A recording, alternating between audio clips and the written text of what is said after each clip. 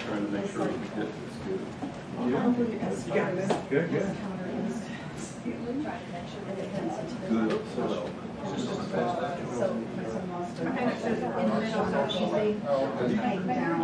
But not like How are you?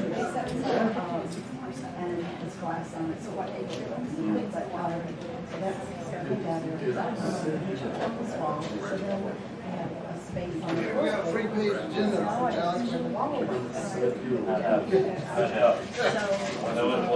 we call the poor guy in that does the work for my son-in-law, and Teresa said, well, I don't know why they like it.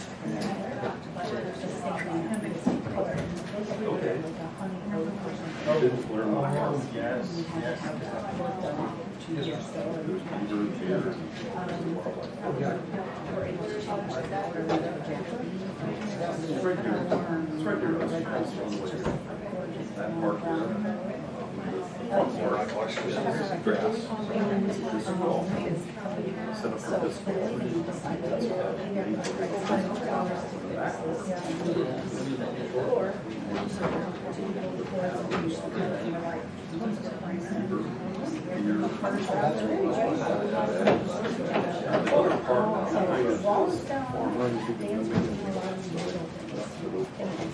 I'm on the agenda after 9 p.m. We don't go on that. Agenda says 9:40. Closed session at 9:30. So I'm going to take the oath of the I think it's going to be done before 9:30.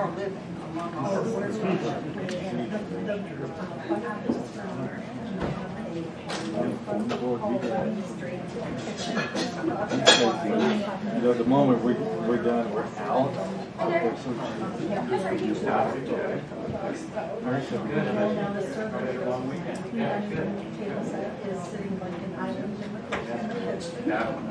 So you have enough space between that and the bridge and the oven, and then on the other side of the same to the back door.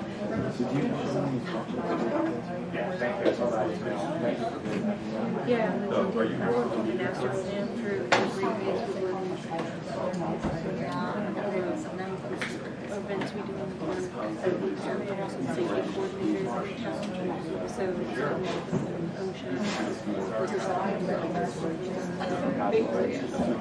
And I get to do all that. Well, it's about time. So I'm in an agreement with them right now. When I was doing the development agreements, we get to Oh, that's fun. Well, someone else in. So you're involved in That whole coming in. only in the sense that once the plans are submitted, I'm reviewed to make sure they're compliant with the recreation plan. But that also engineering. so you verify that you I don't get into that kind of stuff, but I just look at the green space.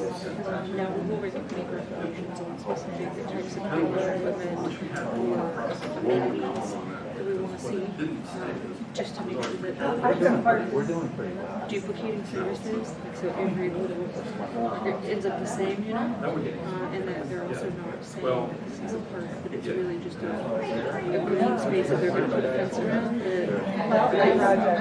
where they store the air conditioners, you know what I mean? So we would look at that.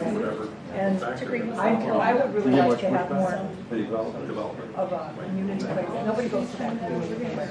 Now, that's usually what that is. Now, some of the asks, the big asks that That's we made, cool. we're actually installing street escape for the multi-use paths. We've gone back and forth.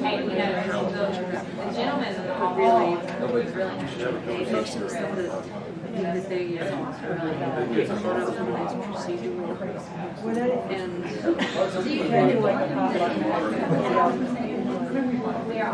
I don't see all of it. That's Just have a gathering place. And then the other thing I have Usually beforehand, so we can see all the dynamics, and then once they start building, we'll go on board. It's kind of nice to have an outfit.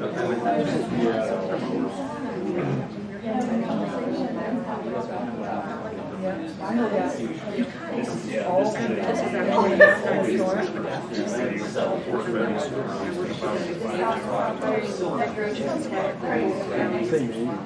The Navy. Yeah, I was a civilian working for the Navy. It's a recreation area. Fitness center, bowling alley, galley, RV park, arena. Yeah, and I manage all those facilities, library, rec center.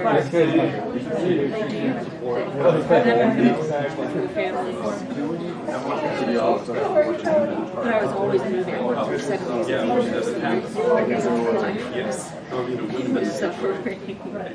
So moving up here, I've been able to take a step.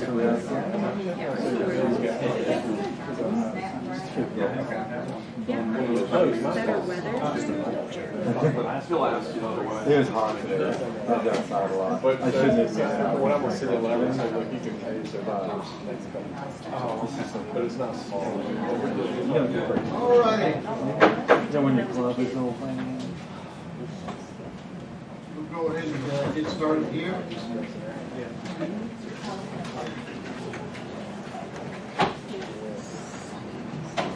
You ready, Aaron? Yes. All righty. Well, thank y'all for coming out tonight, and we have a special occasion tonight with Ms. Romanow here, but also because Ms. Romanow is one of the shares the prayer duties with me, and she's not real on the council. So tonight I've invited the Stallings resident, Stuart Ramirez. He's lived in Stallings 20 years over in Cary Greens. He's been on staff with the Fellowship of Christian Athletes, working with, he's full-time staff, and I volunteer with FCA, and so I've asked him to come tonight, and I'll be asking other leaders in Stallings to come and open us with a word of prayer, so I don't have to do it every time. So I'll turn it over to Stuart if you lead us in invocation. Yeah, well, I just want to thank you for this opportunity to come out here to serve our local officials. God calls it, it's an honor for you guys to be on that podium and do what you do for our town. He speaks about that in Romans. It's so cool what God talks about in Romans. Everyone must submit to the government, our government authorities. Unfortunately, it's kind of sad in our world we don't submit to our government authorities, whoever's on the hill, from the president down to our locals. And I'm definitely praying for that, because this is important to me, it's important to our community, important to our country, because God tells us so. In verse 13 of Romans, God talks about government officials, and I just want to tell you a few things that maybe can sink to all of us, how we can change our community, change our town, and change this country, what God talks about. He made it for good. God talks about it, he goes, God command all those who oppose to bring judgment on themselves. First thing he talks about that. Then he goes, for government, it's God's servants for good. He calls it avengers. Now I say avengers. In the back of my mind, I'm thinking a movie Avengers. Yeah, they kill bad people. Well, it's in the Bible about avengers, but that's a Greek word. That Greek word for avengers means to avenge, to punish those who do evil, to rectify the wrongs from others. So, how I see what our politicians do here locally, I just want to thank you guys for your hard work, what you've done in Stallings. I've been here 20 years, seen a major change. I'm always praying for our town, as well as our country as well, because I think when we took God out of our country, this is what we're getting in our country. So I'm praying to put God back in our country, in our local towns, submit to the authorities, that from local authorities to officers to our politicians here. So you allow me to pray for you guys before you start your open meeting, okay? Bow your heads for me, please. Heavenly Father, God Almighty, you created this government to do good, to serve, to be a faithful servant to our towns, to protect our cities. We thank you for these government officials here tonight, Lord. Lord, I pray for them, for the wisdom of our town, the knowledge, the heart, which penetrates each and every one of us. Lord, we see a lot of suffering in our towns. We see a lot of pain. We see a lot of unrighteousness. So I'm praying for these officials now, Lord, as they have their meeting tonight, that you give them the wisdom, the understanding that they come together and unite as one, as you tell us to, Lord. And Father, we just thank you for this opportunity to come out here tonight, to see our local politicians, Father, that you appointed on this platform today, Lord. And I pray for each and every one of them and their families as well, Lord. And also I pray for the ones who are here today, Lord, who come in here to take their time away to hear what's going on in our counties and our towns, Lord. Lord, I thank you for allowing me to come and pray for this meeting. We ask all this in Jesus' name. And all God's people said, amen. Thank you. All right. Thank you. I pledge allegiance to the flag of the United States of America and to the republic for which it stands, one nation under God, indivisible, with liberty and justice for all. Stuart, thank you very much for coming out. See you soon. See you on the football field there. Yes, you will. Have a great meeting. All righty.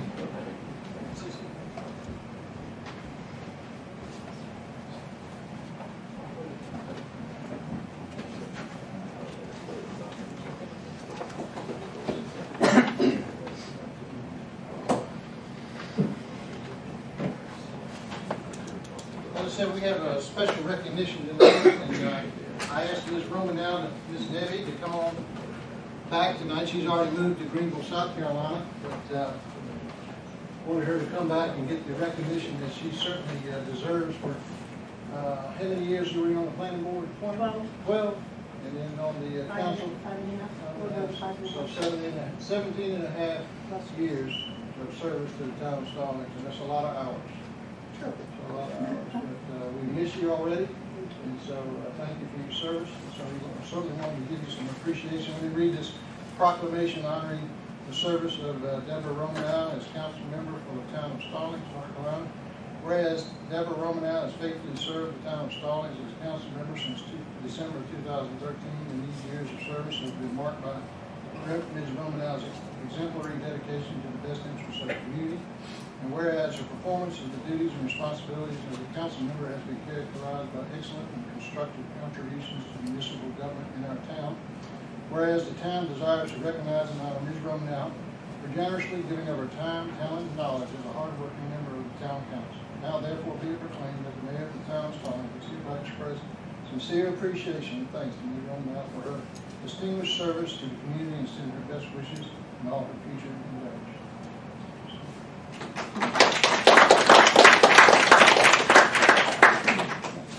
The town got you something here, so let me see. Your nameplate. Oh, yeah.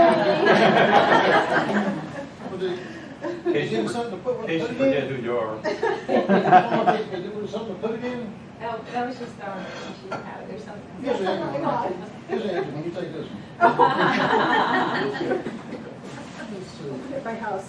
Oh. Oh. Headshot. You're probably supposed to open this. I'm like a kid. I want to see what's in it. Oh, and there's some, the puzzle map. Oh. Oh, how Aaron cool. said you already had a blanket. I look at that, you see what? All right. Here we go. Thank you. Yeah, we're leaving. We literally are. But again, I just can't thank you enough for your service, Debbie, and I just want to come back and make sure we show our appreciation for all you've done for our town. So we certainly miss you. Oh, you have any words? Here you go. I just.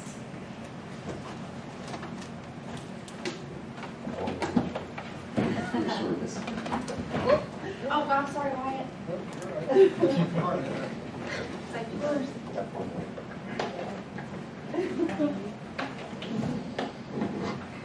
I am just thankful for the privilege that I had to serve my town.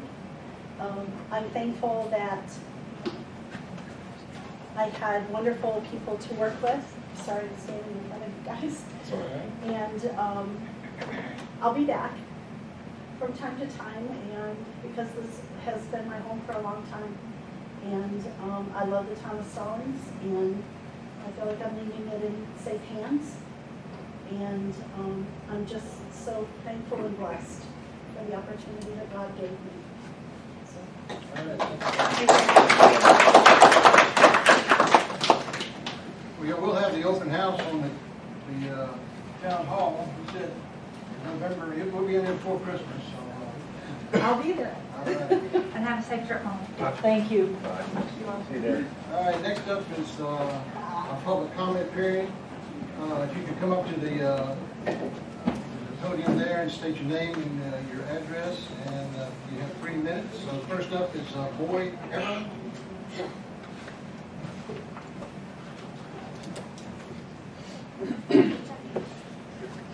How you doing? Good. Good evening. Just got. Yeah, just your address, please. It's for the Divide Golf Club. It's 6803 Stevens Mill Road. So what is your address? My personal address is in Indian Trail, 2209 Shoemart Circle. Okay. Good evening. My name is Boyd Everling. I'm the general manager at the Divide Golf Club. It's in the Shanamara development.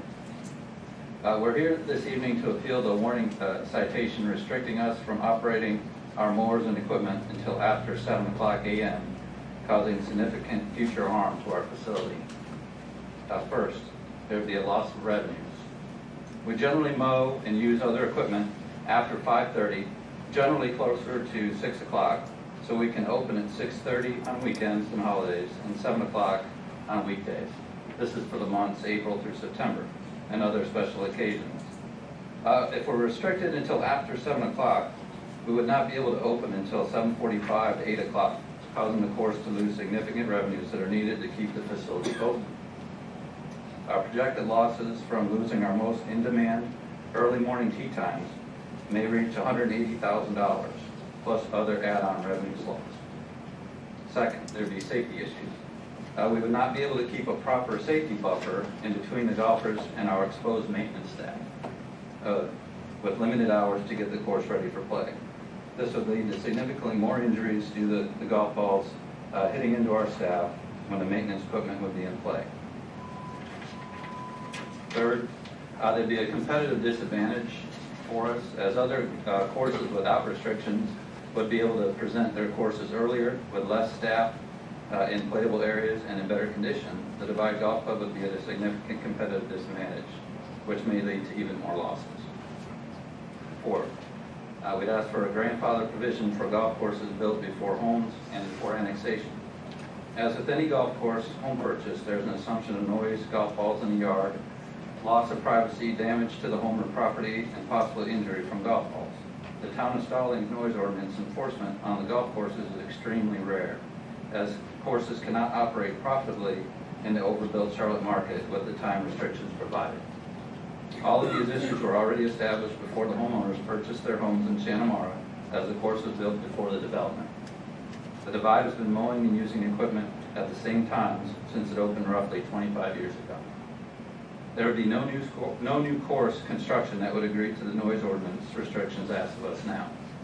If the Divide failed, no other operator would take it over with these restrictions. Finally, in a worst-case scenario, losing the levels of revenues and extending financial burden to the facility would cause the Divide Golf Club to ultimately close. This would be catastrophic to the 700-plus homes, where the home values could plummet 20 to 40%, depending on the market. We would guess that if all the residents knew the possible ramifications, a consensus would be reached to allow the course to operate outside of the noise ordinance. We hope this information will allow the Divide Golf Club to receive an exemption from the noise ordinance for our long-term benefit and the benefit of the homeowners and community. We appreciate your time and consideration. Thank you. All right, thank you, Mr. Everett. We usually don't have any dialogue between the applicants, but hold on a second. How many complaints have we had? Do you know off the top of your head? You have to research that. Yeah. I'll find that and get back to you, sir. Is it continual or random? I know you should have sent this, It's just a few. just a few. I don't want to mislead you. Can I research that? Yeah, oh, sure. Yeah, I was just curious, and I didn't know if David, Two on next door, and then a couple other that live in the area are chiming in on it for some reason, but two guys that live on the right side of the two blocks. Of 10. And then, have we had any complaints from Emerald Lake residents? Yes. We have. Well, we'll put this, we'll put it on our agenda because it's certainly, Well, we appreciate it. well, certainly want to review it and do what's best for the community. Thanks, sir. Thank you. All right, next up is Bob Reagan. Good evening, Bob Reagan, 5000 Cinnamon Drive. I want to talk a little about history. Mark Twain, 1906, and put a statement in there called Lies, Damn Lies, and Statistics. I want to talk statistics a little bit here, and something I saw in the comprehensive land use plan. We have talked about it before. Single-family detached housing properly serves between 30 and 45% of a typical population's profile. That seems really low to me. I don't agree with that statement at all. So I put this out on Nextdoor. Now, granted, it's not a big, number of people, 102 people. No one agreed with that statement, not one person. Okay. 16% said no, but I gave some other options. I said I live in single-family home by choice, 93%. I live in a single-family home, prefer another alternative, 0. I live in multifamily or condo by choice, 1 vote. I live in multifamily or condo, prefer another alternative if affordable, 1 vote. Okay, so, that was not a true statement that was put into that comprehensive land use plan. I'm going to put it in there. But all you people read it and you took it as truth somehow, and you want to put a lot of apartments in town. It just doesn't make sense. Mark Twain's statement, actually, he didn't come up with that statement. It was much earlier. It was 1885. Thomas Henry Huxley, at an X-Club meeting, he said there's 3 classes of unreliable witnesses. He called them liars, damn liars, and experts. Okay, the experts are the people you hire to do the comprehensive land use plan and the Stallings development ordinance. At one of those meetings back in, I want to say September of 2 years ago, Dimitri Batches was there, and he was talking about, the train wreck of garden apartments from the 1990s. And that's kind of what I see being put up is garden apartments. I've lived in those back in the 70s, and what you got on your books look kind of like what I lived in the 70s when I was a college student. I don't see a whole lot of difference. I don't know why we're doing that.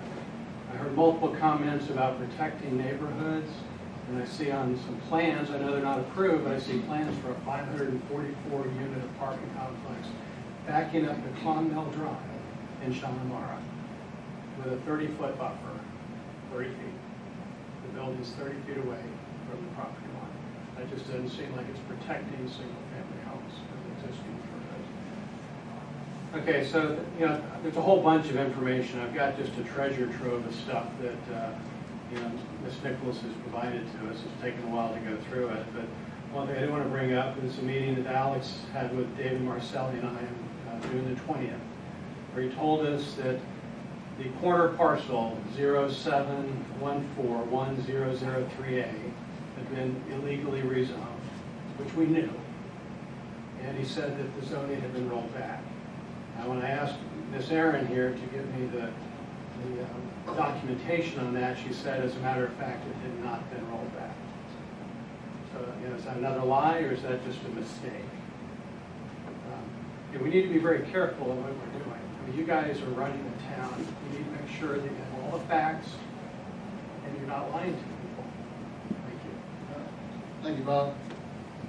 Anybody else that didn't sign up that wanted to speak? All right.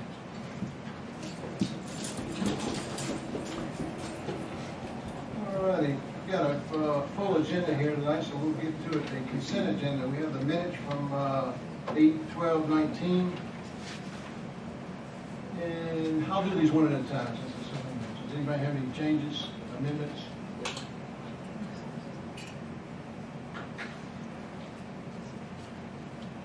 All right, so can I get a motion to approve that?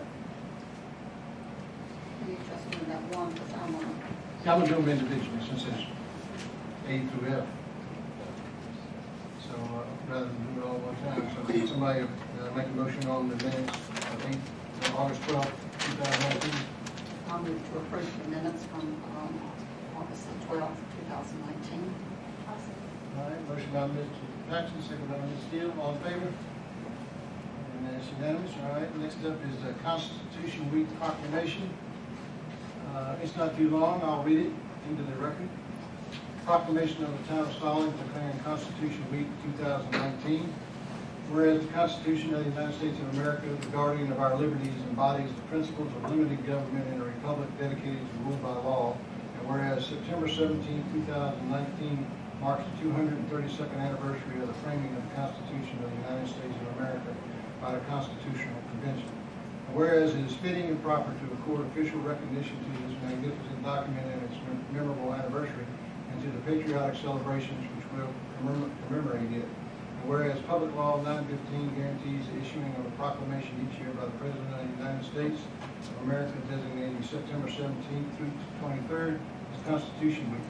Now therefore I, Wyatt Dunn, by virtue of the authority vested in me as the mayor of the town of Stallings in the state of North Carolina, do hereby proclaim the week of September 17th through 23rd as Constitution Week, and ask our citizens to reaffirm the ideals framers of the Constitution had in 1787 by vigilantly protecting the freedoms guaranteed to us to the guardian of our liberties.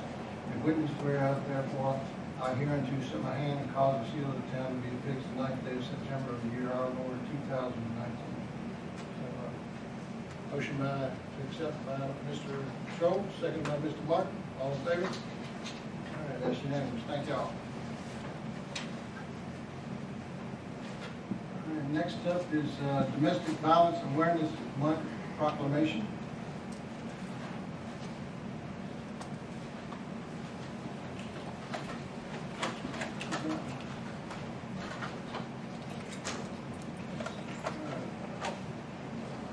Anybody want to read that one? It's a long for sake of time. Can somebody make a motion to accept that we Stallings approves this proclamation of Domestic Violence Awareness Month? So, Motion by Mr. Scholl, second by Ms. Paxton, all in favor? And that's unanimous. All right. Next up is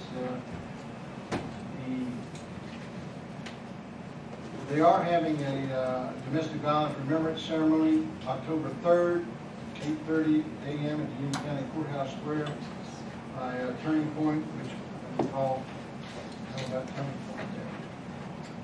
All right, next up is the text 19.07.01 statement of reasonableness and consistency.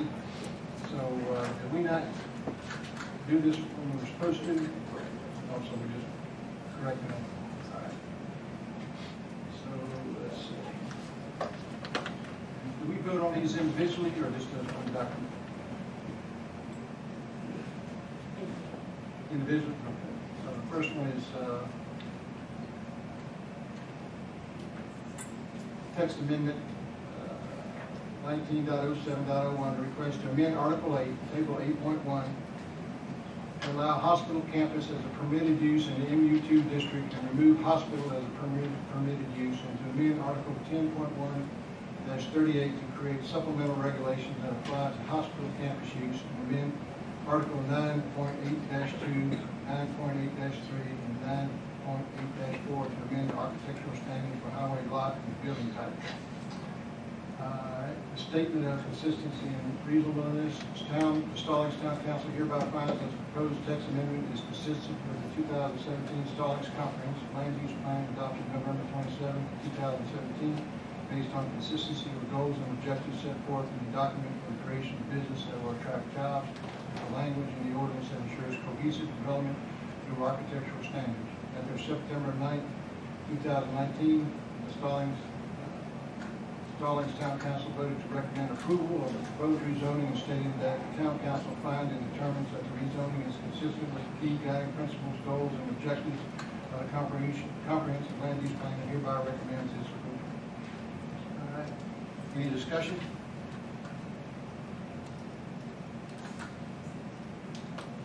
The date it was adopted would be the last meeting? The 26th. August 26th, it says September 9th in that last paragraph. We'll just cross that out, but August 26th. Okay, good catch. Any other corrections, discussion?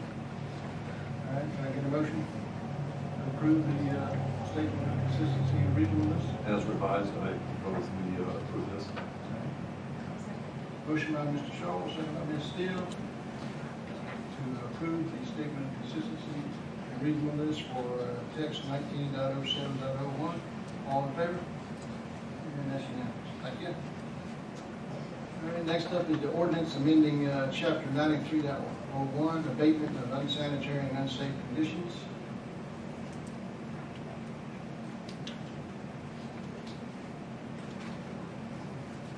Mayor, we have some discussion on this one. Yes, ma'am. I think we have had a similar situation come before council previously, and I think I recall that this document says that we can hold the tenant accountable. And as I recall from a previous discussion, legally, we can only hold the landowner accountable, and the owner can hold the tenant accountable through the lease agreement. But I think having the tenant as one of the parties in this document is a little misleading, but we can get legal opinion on that. As far as putting a lien on the property, like if we were to maintain it in the grass, the lien would go against the property, so it would not go against the tenant. But I don't see any reason why the tenant could still be fined and, taken to court under those circumstances. It's just if the only mechanism to get the money back is to put a lien, then it's good to think about the property. I think when this came up before, it was from Curry Place, and there were some pretty rowdy tenants on our property over there that were partying and making high noise at all hours of the day and night. And I don't remember knowing any about it. You or somebody else told us that we really needed to go after the owner of the property because we really couldn't do anything ourselves with the tenant. But maybe that was not correct. That was my understanding. Because you would find the owner and then it's the minutes between the owner and the tenant. So you're talking about then in the first sentence there, every owner, tenant, and occupant, or person having control of the property? Yeah, and I think it's in another place in here as well. I just think it would be appropriate to take the tenant out. And But hold it. sometimes the owner will take care of the property for landscaping. But sometimes the tenant is part of the lease, so you're responsible for cutting the grass and taking care of the place. Yeah. And that needs to be spelled out between in the lease agreement. You take care of everything, you did like right away, or into the street, or how you can back, whatever. The other concern is if we don't mention the tenant specifically in a lease property, do we even have the right to notify them? We had an appeals issue earlier this year where the tenant was not responding to any letters despite being sent them over and over and over, so we finally got the owner involved. But we want to ensure we're notifying all parties that have a piece of the pie. So, I would personally like to keep the tenant on that. I agree that we can't hold the tenant, responsible if we had to file a lien, but I think the tenant has some culpability in maintaining the property well. Because if it's in a lease, it's not spelled out in the lease, we're going to get a middle finger point. We don't want to be in that position. Well, the landowner would be responsible for the upkeep or. That's not always the case. I have rental property and I'm responsible. I have a yard man who goes and does it, so if my yard gets out of whack, I can't hold the tenant accountable because he's not responsible for taking care of the yard. But, we could do it in this country, council. Well, putting the tenant in there, wouldn't that cover all the bases if it does come up? And then if it doesn't apply to their particular lease, then the tenant would be exempt. What I'm thinking is if you cover the bases and if it doesn't apply, it doesn't apply. If it does, it's there. Obviously, you know more about it than most of us. Appreciate that. I'm sure the tenant will let us know if we cite him, and he's not responsible, so, yeah, I guess it's fine to leave it in. All right, does anybody have any discussion on the A, B, and C portion of the ordinance? Hearing none, can I get a motion? To approve, sorry. All right. Second. Motion by Mr. Byrd, second by Mr. Martin to approve ordinance amending chapter 93.01, abatement of unsanitary and unsafe conditions. All in favor? That's unanimous. All right, thank you. And this would go back to Colleen for enforcement. All right, next up is order of collection and settlement report. And this is, everybody had a chance to review it. Any questions? Can I get a motion on this, please? Mayor, make a motion to approve the Board of Collection and Settlement. Motion by Ms. Steele, any second? Mr. Burke, all right. Any discussion? All in favor? All right, that's unanimous. Thank you. All right, reports. I got two things. Is hotel tax is stuck in committee. Saw Tommy Tucker today at the Pence rally, and he was just laughing at his colleagues that they have no courage to pass this simple hotel tax, occupancy tax for us. It's in over 90% of the towns in the state of North Carolina. So it's stuck in committee. Todd Johnson doesn't have enough seniority to get it out of committee. So I'll call Phil Berger up and just gonna see what he has to say, see what excuse he gives me, but I'm gonna have to let go of his thing because it's right. You know, as we expressed to Dean, we're gonna lose $60,000 to $80,000 in tax revenue when the hospital opens up. We need a way to replace that other than taxing our citizens. So I'll let y'all know that. And then secondly, I just got a call from my brother who's in Raleigh. And they showed Vice President Pence eating barbecue at the Rock Store. Unfortunately, they didn't invite anybody from the town of Stallings to participate. You know? So I found that hard to believe that the Vice President of the United States was in our town and somebody from the town of Stallings was not there to be represented. So, but we did. It was right there on the banner, Stallings, North Carolina. So we got some kudos. All right, Did you like it? Well, I don't know. Of course, he's a politician, he liked it. Ms. Paxton?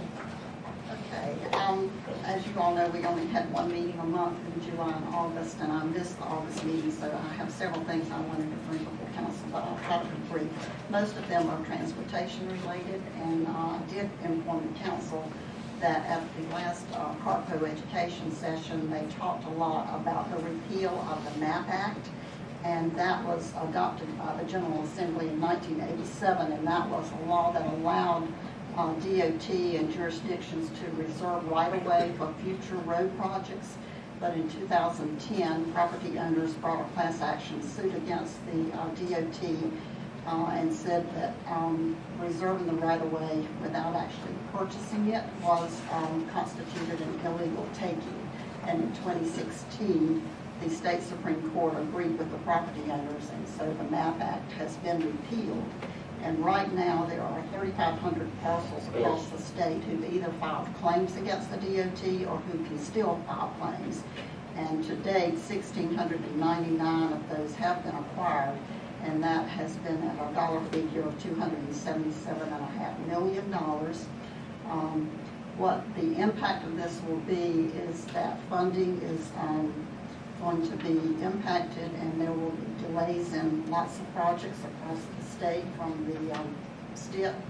And I didn't know for sure if our Ottawa project would be impacted because it is a funded project, but I talked to Sean Epperson today, and he said that all projects are on hold right now, and they're going to reevaluate them in January and February, and it's unclear whether the project will go forward or not, so I guess we'll know after the first of the year. The other thing I wanted to mention is that Alex and Lynn and Selena Connors from our Transportation Advisory Committee met at the J.W. Clay Station on August the 23rd for a tour, an educational tour of the light rail line. And there were also reps there from Matthews and Indian Trail. And I think CATS is ramping up the light rail process now because they want to get that silver line to Matthews, and so we, of course, want to help them do that. So after the meeting, Alex said he thought it would be good if we could arrange another tour and have the whole council involved.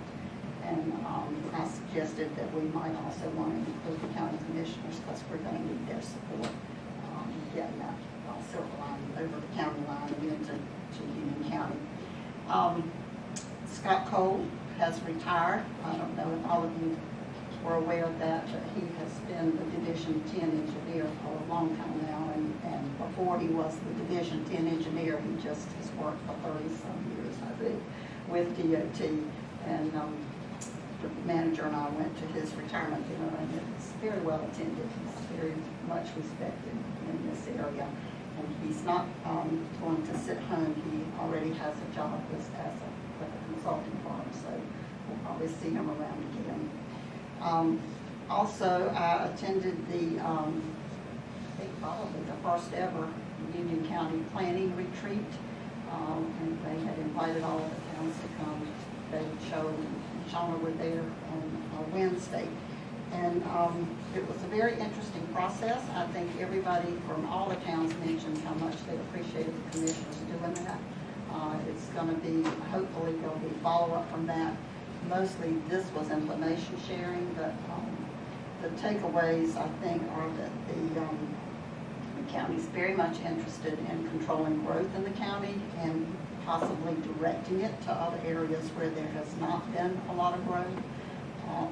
Some of the commissioners in particular would like to get water and sewer to the eastern part of the county because they feel like there's need for development there and that the roads can handle it. There's a lot of talk about the impact on the roads and the schools and fire services. Several of them brought up fire services a number of times. There was mention of a possible bond for some road improvements, which I was surprised to hear that. And then there was encouragement for the towns to pay to play, so to speak, with the Economic Development Commission. They asked us several years ago to participate financially in that, and Fairview was the only town who did. But the Economic Development arm with the county does do a lot to bring in a lot of commercial and business, and they really would like for more towns to be financially participating in that. I think the overriding theme from the whole thing, I would say, maybe Shauna may have a different opinion, but is that they apparently plan to control the growth through managing the water and sewer access. And as you know, we have a little problem with that right now. But that is my report. All right, thank you. Mr. Martin? Just one item. I wanted to highlight the traffic minute crisis that we had last week at Lawyers and Stevens Road when a dump truck so carefully took out the entire intersection. But I did want to highlight for two reasons. One, the outstanding response by our town police department and our town communication staff. They went above and beyond to communicate out to the community. Everybody, aside from the nightmare we have at the thoroughfare shut down, they seem to, understand and get along, at least online. And the other thing I wanted to highlight from that is it points to the need for proper planning when we do build these new subdivisions and new parcels out. We talked about connectivity via grid patterns. And that's a prime example of where a grid pattern around that major intersection will solve that problem. So just something to keep in mind as we go forward and grow the town. Thank you, Mr. Shaw. I can't help chuckling at that picture of that dump truck with its bed all the way up. Yeah. Stuck in the middle of that intersection with wires and poles all over the place. If you hadn't seen it, it's kind of humorous. I assume he's paying for it, right? Damages?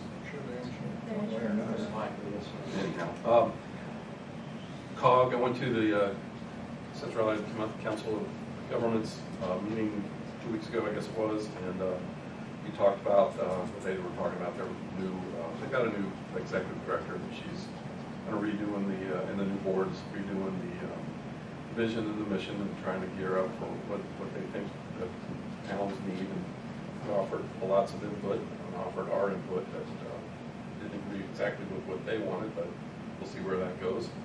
And again, the planning retreat with county, Linda summed it up quite well. There's a lot of going on. Kudos to the staff, I think, of the presentations I saw, and you guys were quite professional and very well prepared, so thank you. It was a good presentation. I did have a chance to talk to 4 of the 5 commissioners at lunch and afterwards, and can only do so much, but we'll see where it goes from there. And that's all I have for. Thank you. Ms. Stevens? Just kind of to piggyback on what Linda and David said, that our staff did hit the nail on the hammer, the nail, grand slam, any metaphor you want to use, and it made me see that in Stallings, our town standards are up here, and I guess I was just disappointed that the other staff, in my opinion, the other standards of other areas were not as high on the block. You guys were polished, well prepared, and you presented, you got to the point, and you were articulate, and you stay close to the mic so we could hear you, and it just, you hit it out of the park, and I say kudos to Alex and Lynn, and hopefully we'll get some conversation and some dialogue going. Because even, and I thank the county manager, because we all have to acknowledge that even though we can't impact what other jurisdictions do, we definitely indirectly impact them. And one takeaway, I wish I had the sense to take the picture of the slide, but they kept showing the Union County building permits issued over 2 decades. And I may get these numbers wrong, but the first decade they did 2000, 2009, and 2010, 2019. Stallings had only issued less than 1,000 permits for both of those decades. It's like 394 and 584. It was less than 400 and less than 600 on the 2 separate decades. Union County, Waxhaw, and Indian Trail all had issued well over 1,000 permits for each decade. So I just thought, bring that to people's attention as far as what impacts have occurred in different jurisdictions of the county. And I just thought that was just a really eye-opening data when they put that slide up there. You mean average per year? That was the, is that what, you know what the slide said? Was average per year? I don't know, but that was a really, really low for 10-year periods. Well, it was a 10-year period, even if it was annually.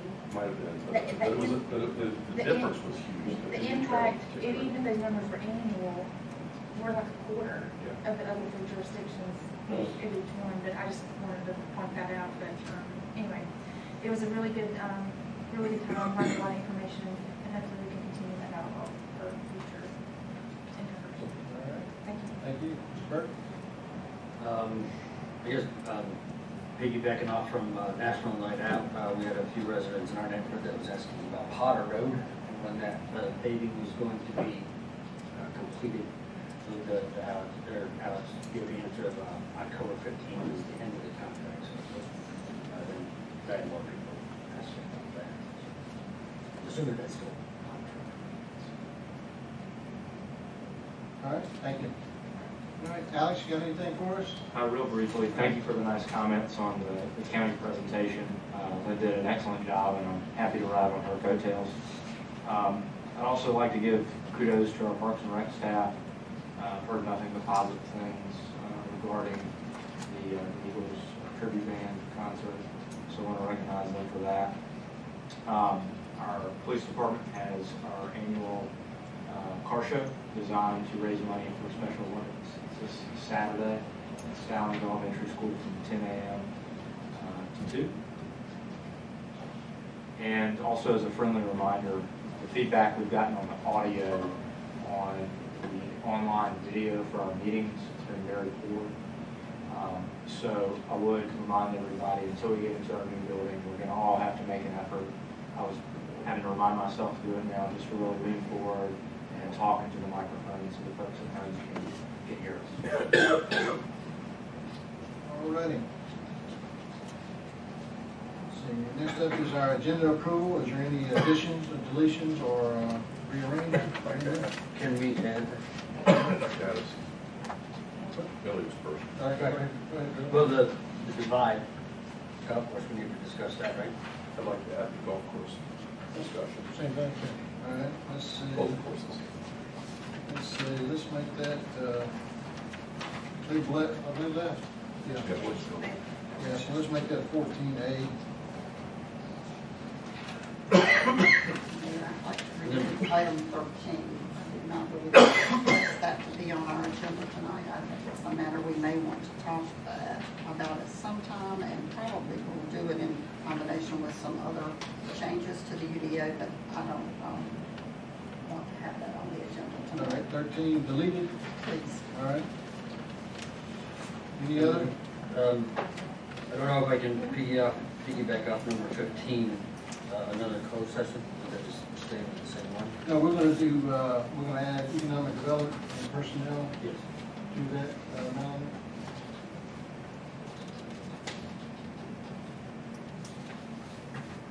Do we need to cite the statute?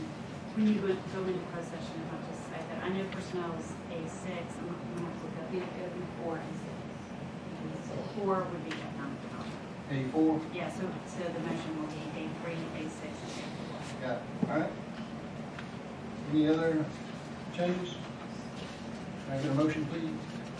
I make a motion, we approve the agenda with the add-ons to closed session NCGS 143-318-11-A, 3, 4, and 6.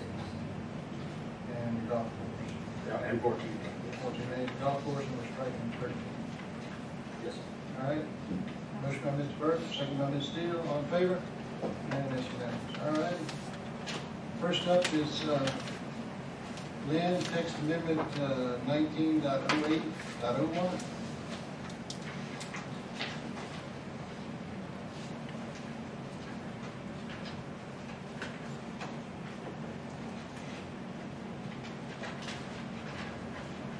Mr. Mayor, members of council, thank you. We have before us this evening several text amendments. These can get kind of technical, so I'll try to make it as clear as possible. I do want to apologize. I'm still getting used to my new version of Word, and sometimes it doesn't make changes when I use other documents. But on your memo, this request is for Article 5.4. This is actually Article 8.4.6. This is a section of the development ordinance that talks about highway lot and building type. And this is a section where it talks about the dimensions for this use. There's a table in this section of the ordinance which talks about the minimum lot size, the minimum lot width, and it doesn't specify really what use this is for. It's just a very broad table that says that the minimum lot size in MU2 for this building and lot type will be 6,000 square feet. We feel like there needs to be just some clarification, and what we feel like the intent here was that 6,000 square feet really was meant to apply to single-family detached housing. The way it's written, it would apply to townhomes as well. We feel like a lot of times 6,000 square feet may be a large lot size for a townhome. So we're just asking for some clarification to this issue. And we are requesting that article, specifically section F2, be changed and amended to read, in addition to the requirements established by the lot type standards and building type standards, the following minimum dimensional standards shall apply to single-family detached housing lot and building type in the mixed-use districts. And we would just ask that that be added above that table in the development ordinance to clarify that. The planning board heard this at their last meeting on August 20th. They unanimously recommended approval, so we are bringing their recommendation to you this evening. Now, I've got to say, this, the public hearing is open.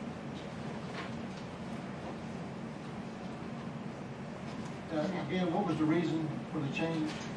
We just felt like we just need a clarification that 6,000 square feet applied to single-family detached housing only. That lot size is something that we feel like would be small for a townhome, and we felt like that basically did not give there a lot of lot size flexibility for detached single family or attached single family. So we were just asking for a clarification there, that this would apply to a detached single family only. Well, I mean, 6,000 square feet, that's, what's the acreage on that? 0.14? So, 8 houses an acre. This would be in MU2, which is mixed use, which is a district we're trying to encourage mixed use development. Now you all can make it any size you like, but we do have zoning districts that have 20,000 square foot lots, 15,000, 10,000. So we felt like in the MU2 district, a smaller lot is something that would be necessary to accomplish the mixed use, the connectivity, the walkability, that T&D type development that we're trying to promote within those MU2 districts and within our small area planning areas. But again, that lot size is completely up to you as a council to make that decision.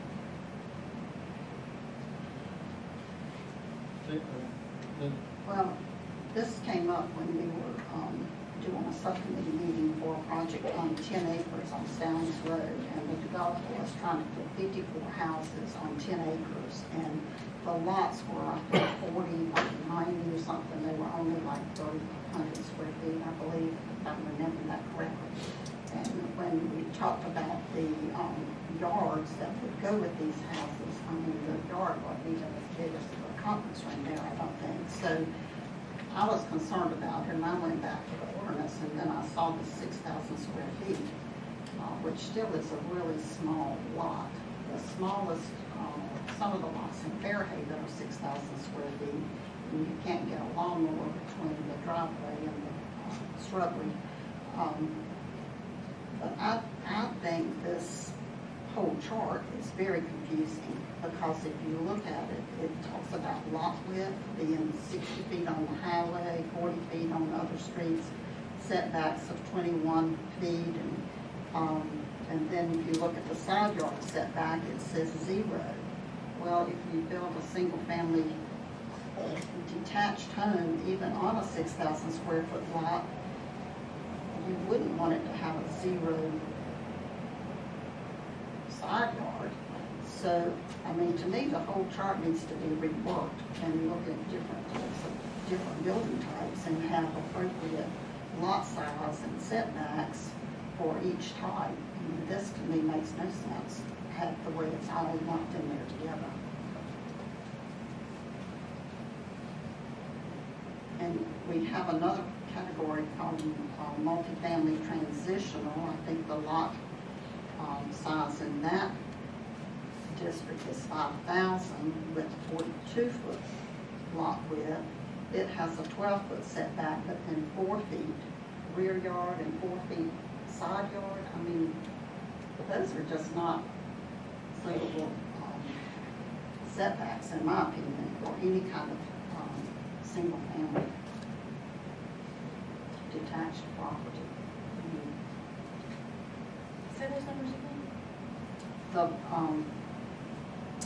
rear yard for the multifamily transitional, the rear yard setback is 4 feet, and the side yard setbacks are 4 feet.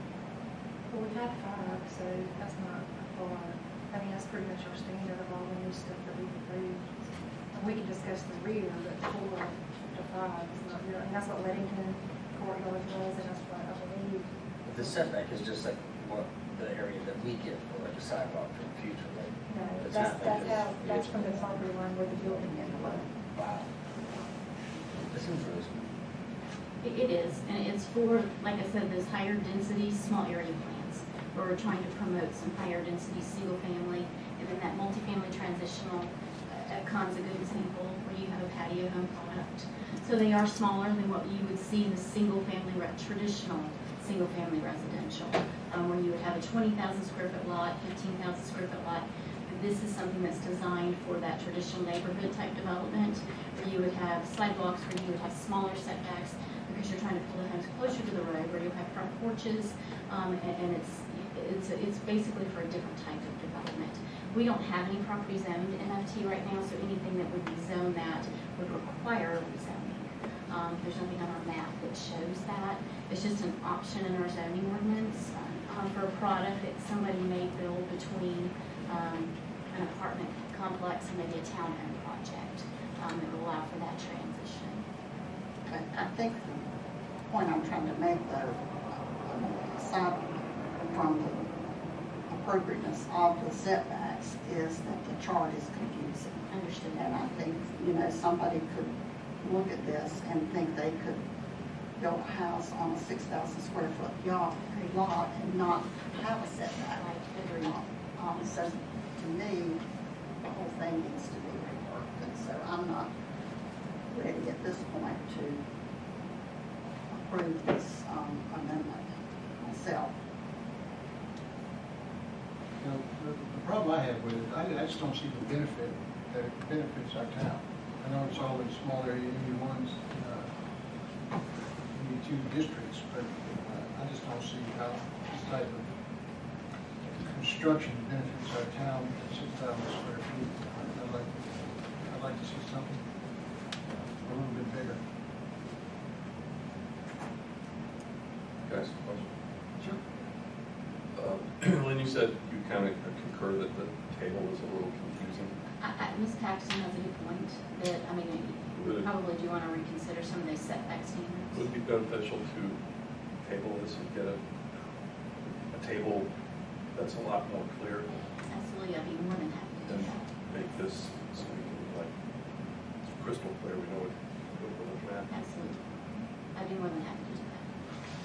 Is there any way you can, somebody can do a diagram of what this would look like, what a neighborhood would look like with this? Like to dimension like a lot. And, Yes, ma'am. and where? I know it's not everywhere, but it's maybe part of this would be what it looks like and where. And just to point out, Sterling Manor has lot sizes 12.7, which is about 74 square feet. It's Sterling Manor? Yeah, and Sterling Manor, so for, you know, they were, yeah. Mid-threes. Yeah. So just, not all of them, but I just pulled up what I look like on the GIS, what would look like a small lot. And not all of them are like that, but that's some. I mean, the average, according to NHAB, the average lot size in 2018 was just under 8,600 square feet. So half is above and half below. So a 6,000 square foot lot isn't atypical these days. It's just atypical for what was formerly a rural. The lots in Sterling Manor are 50 wide, and the setbacks are 20 to 30 feet. That was a conditional zoning. Yeah, because I looked it up, and Lynn made a comparison, and I actually represented the developer on that project, and it's very different from what we're looking at here. Well, with these and other questions that we got going on, an email that I asked about pausing DAs, would this be an appropriate time to ask about having that? That word that I just can't seem to pronounce for the life of me. You can't do it for, Yeah, this is just a text amendment. Is any objection to sending this back to staff? All right, so that's what we'll do on text 19.08.0801. Thank you, Lynn. I'll keep the public hearing open. I was gonna say, can you say to recess it till the next meeting? All right, we'll recess it till the 9/16, 23 meeting. All right. Next up is the text 19.08.02, text amendment requesting a development ordinance. Request 2 development ordinance, Article 5.4, amending the application procedures for conditional zoning request. Now open the public hearing. Yes, Mr. Mayor, members of council, this is a text amendment to the section of our development ordinance that talks about conditional zoning, and it actually establishes what our standards are for that. We as a town have been doing conditional zoning probably for 13 years. I believe we may have been one of the first smaller towns in the state of North Carolina to actually adopt conditional zoning.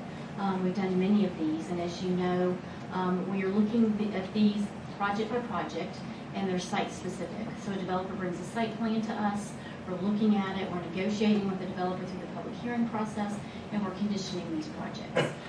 Typically what they are smaller lots than what we allow in our current development ordinance, in our previous development ordinance, but it does allow the council the flexibility to approve something other than what's in the ordinance based on a site plan that's being presented and being evaluated by the council. But the language in our current ordinance, when our ordinance was amended, there's some language in there that says the minimum standards of the current ordinance have to be met, which basically eliminates your ability as council to consider anything that's not already allowed by ordinance, which is sort of contradictory to what conditional zoning is.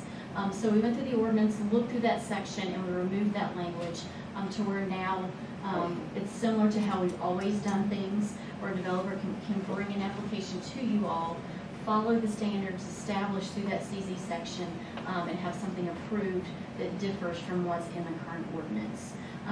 One of the other things that we used to do, we had some real specific standards in our ordinance that talked about community meetings, how those were held, community meeting reports when those had to be submitted, how we advertise. Council had asked that staff handle all advertising for community meetings. That language was removed. So basically what I did is I just looked at our previous ordinance because I felt like what we had in our previous ordinance worked really well, and I just replaced the language with what our previous ordinance had for conditional zoning. And basically what we're talking about is just allowing the council to consider something that differs from standards in the ordinance, as well as the advertising and the community meeting report is required for conditional zonings. So those are the two changes being requested. Yes, sir. The second whereas. And we're looking at The ordinance? Ordinance itself. Okay. Is that, it says increase clarifying the minimum lot size of 6,000. Didn't we just table that or send it back to staff?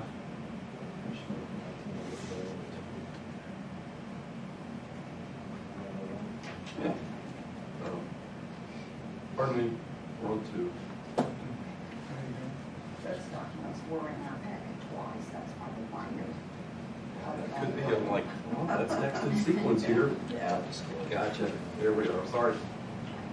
We're looking at the 5.4-3B section in red there. Ma'am. Yes.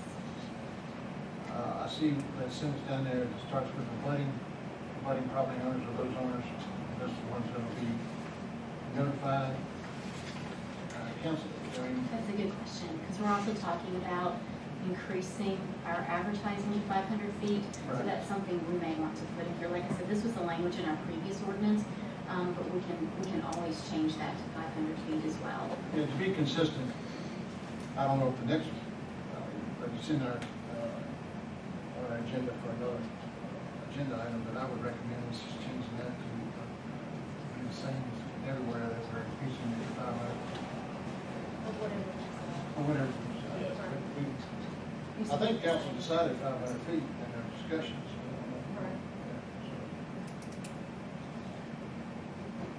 So unless we want to make it more, I don't want to change it again and have to come back. Or just word it so it's consistent with what we decide later this evening. Oh, no. Yeah, same thing. Or just reference that particular article, that way you're not having to go back and change multiple things. Yeah. And that's going to be Article, which one? 98. So next one, that halfway, -2B2.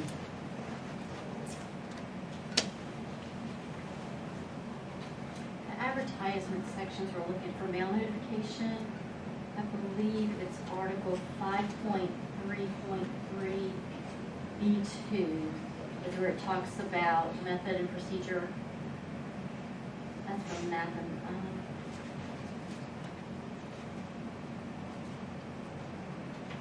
that specifically talks about zoning map amendments. So I don't know if we can, I mean, I guess we could still place that there, because that basically outlines the procedures for notification.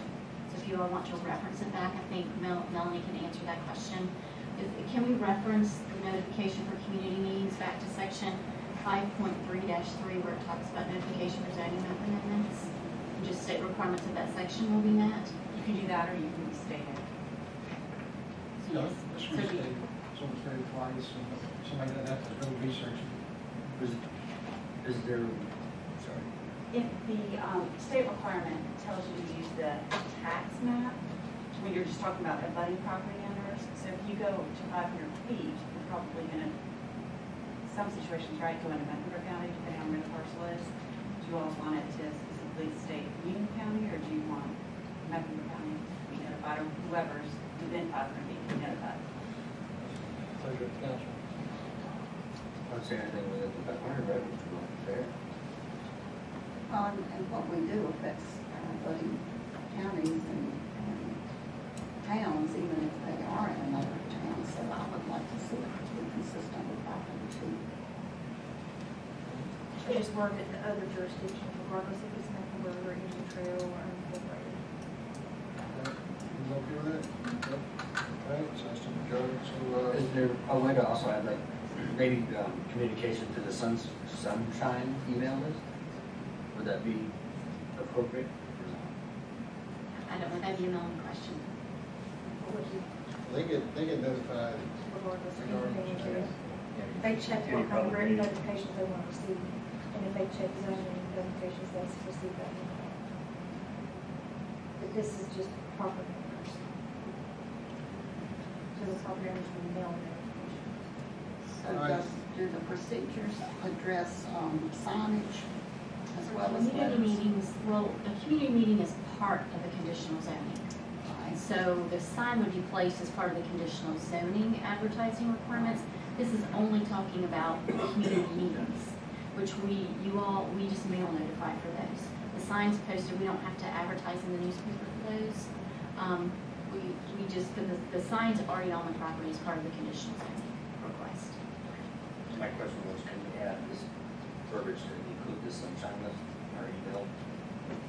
So that anybody on that, whether it's 500 feet or not, just go to everybody on that email. I mean, you can put in any notice requirements you want. It may be better to have a sunshine listed policy if you want it as part of this notice. You could, I mean, people can come on and off that list, and it might be harder to proceed in that sense. Well, our regular notices are just sent regular mail, so it would be the same with the email. But those would I don't actually know how to approve do the this consent. since sunshine list, I don't know how to do it. It's just an email group, right, the air? Sunshine list is only a group of people who have asked to be on the sunshine list. Correct. Right, I guess, I mean, one more step for fail-safe of people saying that they weren't notified would be if everybody on that sunshine list also adopts that communication, even though they're not within that 500 feet parameter. That's completely up to council. Would it be okay to add that verbiage in there? The communication would also be to the sunshine email? Are you asking this because you want to help us defend that we followed our procedures? Well, no, just like another step of adding to What's required? Melody, you mentioned it could be policy rather than ordinance. I think, well, maybe you want to explain the difference. Well, policy doesn't really have to be followed. A policy is just a guideline. Right, I mean, you can waive a policy, an ordinance can only be replaced by another ordinance, resolution with another resolution, depending on. Right. So I'm inclined to put it on policy, make that happen. But making the sunshine list as a policy for our communication source, which is what I'm talking about later too. All right, rest of the council? Okay. Policy. Yeah. All right, thank you for bringing that up, Billy. All right, so I think I heard that we're gonna take the, what's written, 500 foot, and place it in here as well. So just restate what's in 5.3.3B2. Yes, ma'am. Before we vote on it, do we have to see it in writing? Is that one of those times, Melanie? That's the best practice to have it in writing in front of you.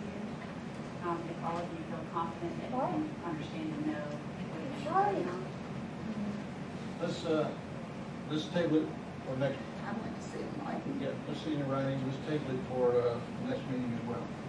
Okay, okay with that? All right. Thank you, Lynn. And so you want to recess this one? Yes, ma'am. All right, I'll suspend the, public hearing till, 9:23. And we'll move on to, item number 6, text amendment consideration 9.8-2B2.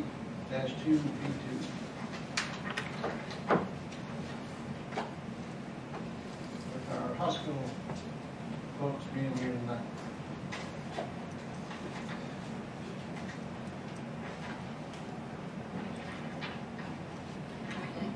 This is just the language that the council opted to wait or to table at the last meeting.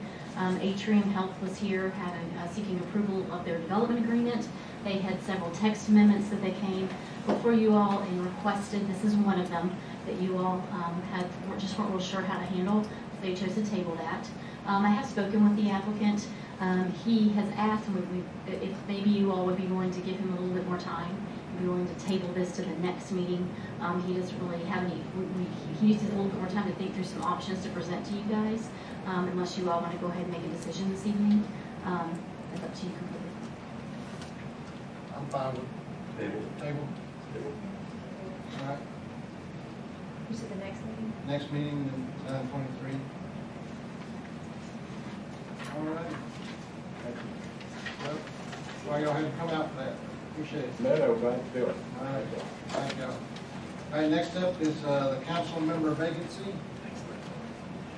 Number, seven. Does anybody have one? The policy? Yeah, the policy. Yeah. You got it? All right, go ahead.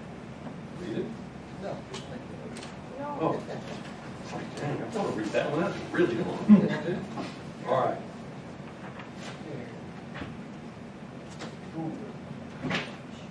The rule states that we advertise in the newspaper. And I'd like to suspend the rules and take that out and incorporate a sunshine list, a social media blast, in lieu of the, let's see, where is it?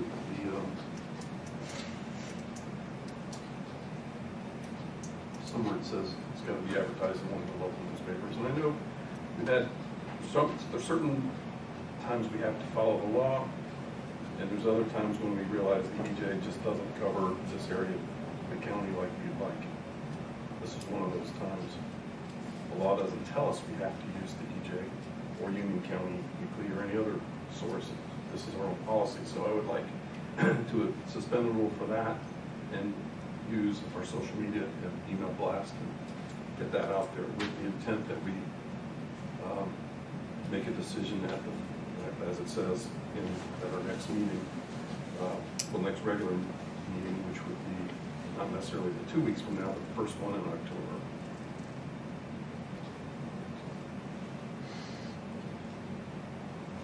Because it actually says at the next regularly scheduled meeting, let's set a date that we're going to have everything in place, ready to go, make a decision, or talk to folks, and then make a decision at the October, whatever date that is, first meeting in October.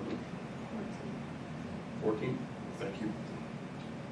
All righty, to change the rule, we need to, advertise on that. All right. Now, did you want to include the EJ and Union County Weekly, or just strike them all together and just use? In this case, strike them. Just to be clear, you're not suggesting change of Rule 31, just? Not tonight. That may be something we do Yeah, because that another. would have to be in writing. This is just. No, that may be something we consider down the road if it's not required by state law, which zoning and stuff is.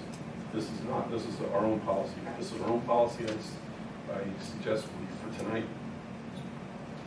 Make a motion to suspend. Suspend it, and then do what I said, and then somewhere else, at a future meeting, take this policy and tweak it without the DJ and the newspaper pieces. All right, any responses to David's? Would there be any harm in just leaving them in there? So like in addition to the Facebook page and the, I mean, there's, I'm assuming the charges, but not like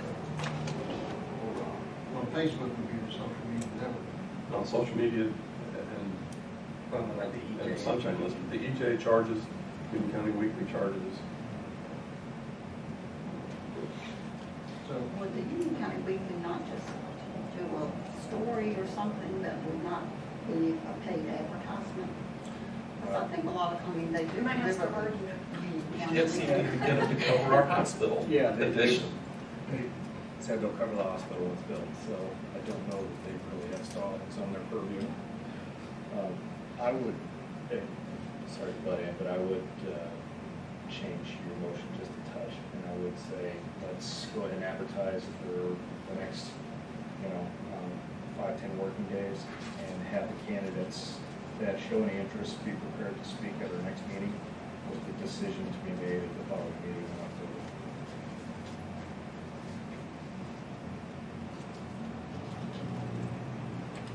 Okay. any other comments, discussion before we make a motion? Can I just Sure. read your first take, whatever, just to make sure I understand? We're gonna advertise 5 to 10 working days, business days, in the Social media. social media, and then they'll come to the 9/23 meeting to possibly speak, be prepared to speak, and then we'll make a decision at the first meeting. just that there's a deadline to turn in. The policy itself says 10 days advertising. But like, when do we get time to, like, when did you get a chance to review my information before you made the choice? So, I didn't. you said 5 to 10, that's too ambiguous. The policy says 10 periods. So we either make it, if we're gonna do it in 2 weeks, that's, I can't do the math, that's 10 working days, 10 business days. If we put it on social media, we say it goes out tomorrow, it'll be out there and perpetually, so it's not 10 working days, but I don't think the working days can make a difference. Oh, no, I was thinking that if we have to advertise on the EJ and that would take, us how long that gets out. Yeah. So we strike that entirely and just use social media. I'd say do 5, because that would give them this week to next Monday, and then it has time for Aaron to verify that they're in the right district, get the information to us, so that the agenda can come out that Wednesday prior to the 23rd, and then we can review what information they've submitted, and when they speak, we can make our notes, then what we have time to review it for the first meeting in October. I'm just thinking logistically, how would that work? So to do it that way, you're talking about not doing the EJ and Union County Weekly, just social. Okay. Just social in the sunshine, right? Yeah. Mm-hmm. Because that will allow that flexibility to have it move fast. Right. Okay. Any further discussion? Second. So can we get clarification, just so we want to make sure we're doing good. So with social media, Sunshine List Blast, waive the rule on newspapers and The time. what's that? And the time. So get time to 5. Change it from 10 to 5. Okay, so just advertise, and then on the 23rd, that was when the potential candidates who submitted a letter would come to speak, and then the decision would be made at that 1st October meeting. Well, that one also gives Aaron time to review the letter and get it to us in our agenda packet if she has enough time. That way we can For review which it meeting? for the 23rd. And verify that in the district. Right. She'd have to verify that it was in the district.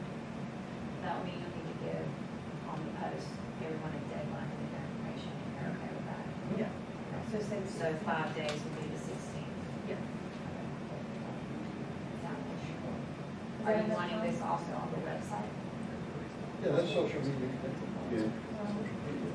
I mean, yes. Website and social media. Yeah. And Is that enough Sunshine. time, is that enough time for you to review it and get it on the agenda? Well, I mean, all I have to do is solidify that they're in the district, meaning And just put it in our that their address is in that district. Okay. But what exactly is the council wanting? Are you wanting a letter, or are you wanting an address? What are you interested in receiving? The resume, Letter of interest. Letter of interest? no resume. It can be flexible if they choose to fill a resume, that's great. If they want to combine it all in a letter. The policy just says a letter of interest. Well, geez, I have what it is in my resume. It's your discretion. So letter of interest, 5 days on website and social media, due back to the clerk on Monday, the 16th. It will be in your packet on the 18th for the meeting on the 23rd, for the council, for the candidates to speak. Correct? All right, David, can you make that motion? So moved. That doesn't work. All right, as Aaron just said, you pretty much summed it up. Would you mind repeating that, Aaron? Or in emotionese?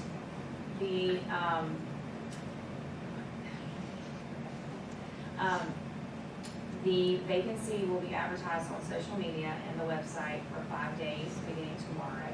In Sunshine List. And Sunshine List. And the candidates will be required to submit a letter of interest by Monday, the 16th. The council will then receive those letters of interest in their packet on the 18th. And the candidates will be asked to come to speak to the council at the meeting on the 23rd. Second. So moved. All right, motion by Mr. Scholl, second by Mr. Burt. Any further discussion? I personally think 5 days is not long enough. I mean, I know people have known Ms. Romano was leaving, but, I mean, some people are not on social media all the time. And we don't give them a bigger window. There may be people interested in the position that won't know about it. And if they do a quality letter, it may take a little bit of time to write a nice letter to the council. So I think we should stick with the policy and give them 10 days, advertise it for 10 days. The rest of the motion I'm comfortable with, but I think 5 days is just too short a time. It's an important position, and I think we should seek as many qualified people for it as we can recruit. So I think 10 days is a better window. All right, well, we have a second, so we have to dispense with that. We're going to change it. Of course, the consensus, so we have council. So it's a full 5 working business day on Tuesday. Business days, okay. So, into business day on Tuesday, the 17th. Business days. Yes, there has been a second though, so you will have to get rid of this. Can I amend my motion? Not the second. Not the second. It's already the second. Move so fast. All right, so all in favor? Wait, because you can't. You got to vote on it. So all in favor? No. All opposed? Yes, I mean, no. Raise your hand. So let's, that motion. So let's revisit that. So now can we change it to 5 working days? Yes, that's it. And do you on the 17th? Is that Tuesday? Is that it, John? Yep. End of business day on the 17th. End of business day on the 17th. Before it gets, And that still has time to do the 23rd and the 14th. That just gives you a day.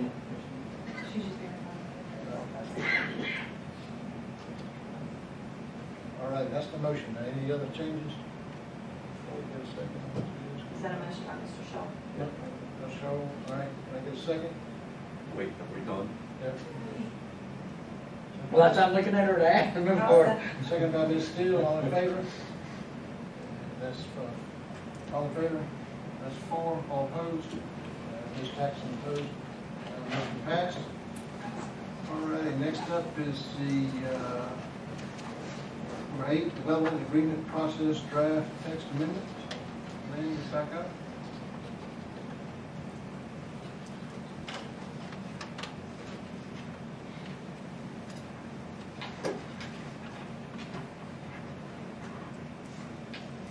Yes, Mr. Mayor, members of council, at your last regular meeting, the beginning of August, you all asked that I put together just some draft language for you all to consider concerning some changes you all are interested in considering or looking at concerning the development agreement process and multifamily housing.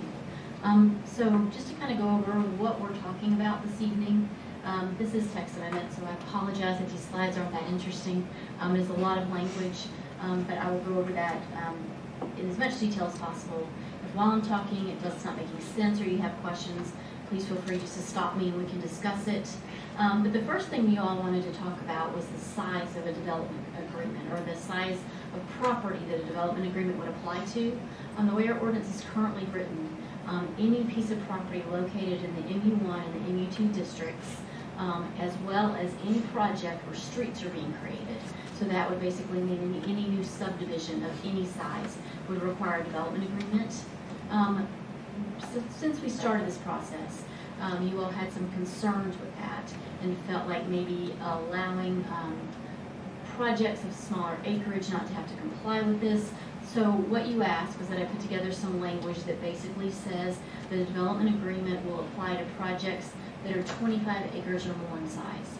So the section of our ordinance that talks about that is in Article 715.1, where it specifically talks about development agreements, where it talks about traditional neighborhood development, the TSC district, the MU1 and 2 districts, and I just added language there that basically said anything in those districts that are over 25 acres in size or more would require a development agreement.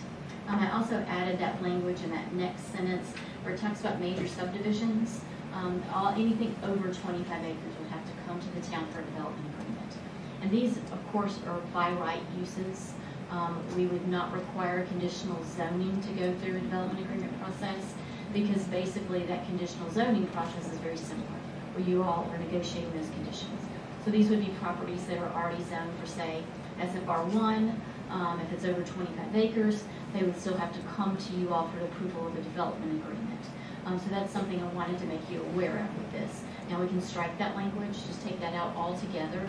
I know when some of our other developments came before us, some single-family projects, there was some concern and a desire to have those come through the development agreement process. So that's why we did make that change. But if you all feel like that's not necessary, we can take that out. But that second sentence there that's in red applies to those mixed-use areas and those T&D overlay areas, which we don't have any now. It applies to town center, which would be the property here around town hall, which we anticipate we would have some projects coming to us when the road is completed. So that was the first change you all asked for. And then also again in that Article 8.46, where we talk about mixed-use districts, we just added that same language just to re-emphasize the fact that anything within MU1 and MU2 would require development agreement for projects that were 25 acres or larger. So that's the first thing I'm bringing to you for consideration based on our conversation and based on your desires. But if it's 25 acres or less, we still have the right to make sure that, like if Chris goes out and make sure that the ordinances are being followed, such as the PVC drain versus the cement discard. Yeah, that would just, anything that's of any size still has to comply with our town standards and our ordinances. This would just be development agreement, which would be kind of on top of certain things that are in our ordinances. Sorry. Oh, who's back? I wonder if there is need to add a little other language. I can see if somebody wanted to avoid doing a development agreement, that they might just subdivide the property. And say they had a 40-acre parcel, maybe they would just do 20 acres and then the other 20 as a different project to avoid doing that agreement. So I wonder if we might want to add that the property cannot be subdivided for the purpose of getting around that threshold. I'm not sure how it would be worded, but that was kind of brought to my attention after the Adrian hearing. I think Colin actually said something about it as an aside, that people might just subdivide to avoid doing that. And heard from some developers that they would like to avoid it. So maybe if we want to insist on it, because we have larger parcels, we need to protect ourselves from having people go around that requirement. So is there a way that we don't have to have the 25 acres or more in there and just leave it up to your discretion whether they get the acre? The bidding statute has the same requirement. You can't divide your purchase or the, construction contract in an effort to avoid the formal or informal requirements of the bidding statute. So you can certainly do have that language. And where did you say that's already written? In the bidding statutes. If you're doing purchase supplies, over $90,000, so it's an informal range, you can't do, right, 2 separate bids of 45 in an effort to avoid requirements. Right. So we can mirror that language. All right. I think that's a good point. So where would we add that? We could just add that to the same article, just put the language probably under the development agreement section 7.15.1 where we talk about development agreements. I think that would probably be the best place to add that. So just make it number 3. Definitely. Or C, we could just add it as C. Oh, okay.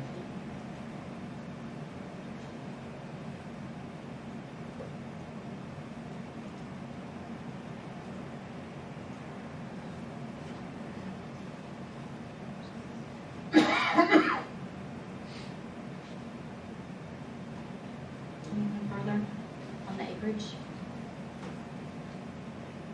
Not I'll move forward. The next thing you all wanted me to bring some language before you to consider is multifamily housing. You all were concerned about the fact that multifamily is an allowed use in the MU2 district, in the MU1 districts. So you asked that I put together some language that considers multifamily as a use by right when accompanied by a commercial component or requiring multifamily projects to be approved through the conditional zoning process. So basically what we would do with both of those, option 1, where you're requiring multifamily housing to be allowed only when approved through the conditional zoning process, that would simply be a table of use change. We would just add multifamily as a conditional use to the district where we currently have multifamily as a permitted use, and that's that T&D overlay district, the TC or town center. Currently, we have it shown in our civic district, which are areas similar, it would be right here around town hall, and then the MU1 and MU2 districts. So basically what that would mean is any developer who wanted to build an apartment complex in any of these districts would have to come to you all with a site-specific plan and receive approval of the conditional zoning. So it would be the use itself would be a public hearing. The second option, we talked about allowing multifamily as a standalone permitted use when it includes a certain percentage of commercial use. We had a couple of different discussions about this, you all did with Alex in a meeting where we first talked about these issues. One of them was to allow up to a certain percentage of commercial use, or tie it to say 25%, 25% of the square feet. So if you've got a total square footage within your apartment complex of, say, 100,000 square feet, 25% of that square footage would have to be commercial on that site. So that's something that we considered. And a second option would be to require commercial on the first floor of all buildings that are fronting a main street. We analyzed both of these options. We put together a list of pros and cons that we wanted to present to you all for your consideration. The first one, I believe this was something you all discussed at that meeting back in July, allowing 25% commercial square feet wherever there's a multifamily project. The pros of this would be that the size of the commercial area would provide for commercial in all multifamily projects. That would be no more than a quarter of the overall project size. So anytime you did have a multifamily project, there would be some commercial included. So we saw that as a pro. We also felt like there'd be flexibility of the location and the type of commercial. So if, say, a developer wanted to come in and do some apartments on the street with the commercial at the center of the project, it allowed them more development flexibility.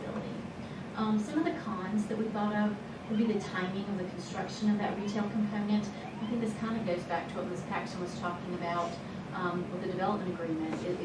Would developers use this as a way to get around a requirement? Would they say, we're going to put this commercial component in, you know, maybe draw it on their plan, come and build the apartments first? Is there any guarantee we would get that commercial? This scenario would potentially set up a situation where a developer may just set aside that property and it may or may not develop. The location of the commercial, the goal would be to have the commercial located on the street front. We want to activate the street frontage. That's one of the big goals of our traditional neighborhood development and mixed-use small area plans, is we want to have commercial on the street. We want to have people coming and going from businesses where you also have residential uses, and that's something that we feel like that this would help with. Percentage of the commercial, would not help with. It may create a situation where the developer, again, could dedicate undesirable land. They could even maybe pick a portion out in the back that say, hey, we'll just put the commercial back here. And it really doesn't accomplish these goals. And then again, that number, 25%, it's arbitrary. Is that really the number we need? Is it too much? Is it too little? That's something I think that we're not real sure of. That percentage was just kind of thrown out there, I believe, during that discussion. And it may work, it may not, but it's arbitrary. If you all decide to go with this, I've prepared some text amendments for you, just to kind of show you where they would go in the ordinance. Again, maybe a table of use change on table 8.1. We could make those changes there. And then in Article 10.1.24, where we talk about multifamily housing, we would add these requirements there as well. Yes. Is there a way, like with the Epcon deal, it seems to me that they've got to have some improvements on the traffic before some part of the project is platted. I can't remember the exact words, but before they've gone to this next certain process. I think that was the donation to the road improvements, wasn't it? Well, it's attached to. Either way, by a certain portion, by a certain stage of the process, they have to have that done. Is there a way to tie that similar word into this, that before, I don't know if there's a process for COs? Yeah, maybe before X COs are done, commercial needs to be well on its way, all the way, I don't know. But tie it to that so that we're not getting still on the drawing board long after they've gone. I mean, that's definitely something that you can consider, and we could write that in there, whether it's 50% of the, and again, this is just for discussion tonight, so that's what we're here for, is to have these conversations. But I mean, we could definitely maybe write that in as, at some point, maybe 50% of the COs have been issued, or 50% of the square footage of the multifamilies constructed, something like that. We could definitely put in some language like that. That's Since we're just in discussions, could you research that and see what other towns, what they've done? And it wouldn't be that the commercial building is complete, because you don't really know what commercial component would go in there, right? So it would just be the building shell itself, because then it would be limited. Here's my one big concern. I'm all for taking this back and doing some additional research, but what can we do to get something in place or something to the planning board, something comes back to us, to immediately take away the by right multifamily, the 544 apartment complex, unit apartment complex is the prime example. Well, we've been talking about this for months, and it went and slipped in on us. What can we just move forward with asking the planning board to consider a text amendment to remove multifamily as a defined use and put it as a by right? And we can come back and look at modifying this a little better.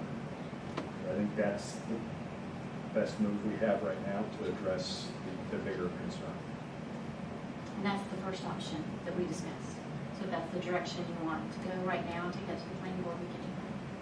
Which, that's So number 2, option 1? Which one? It's the option 1, yes, sir.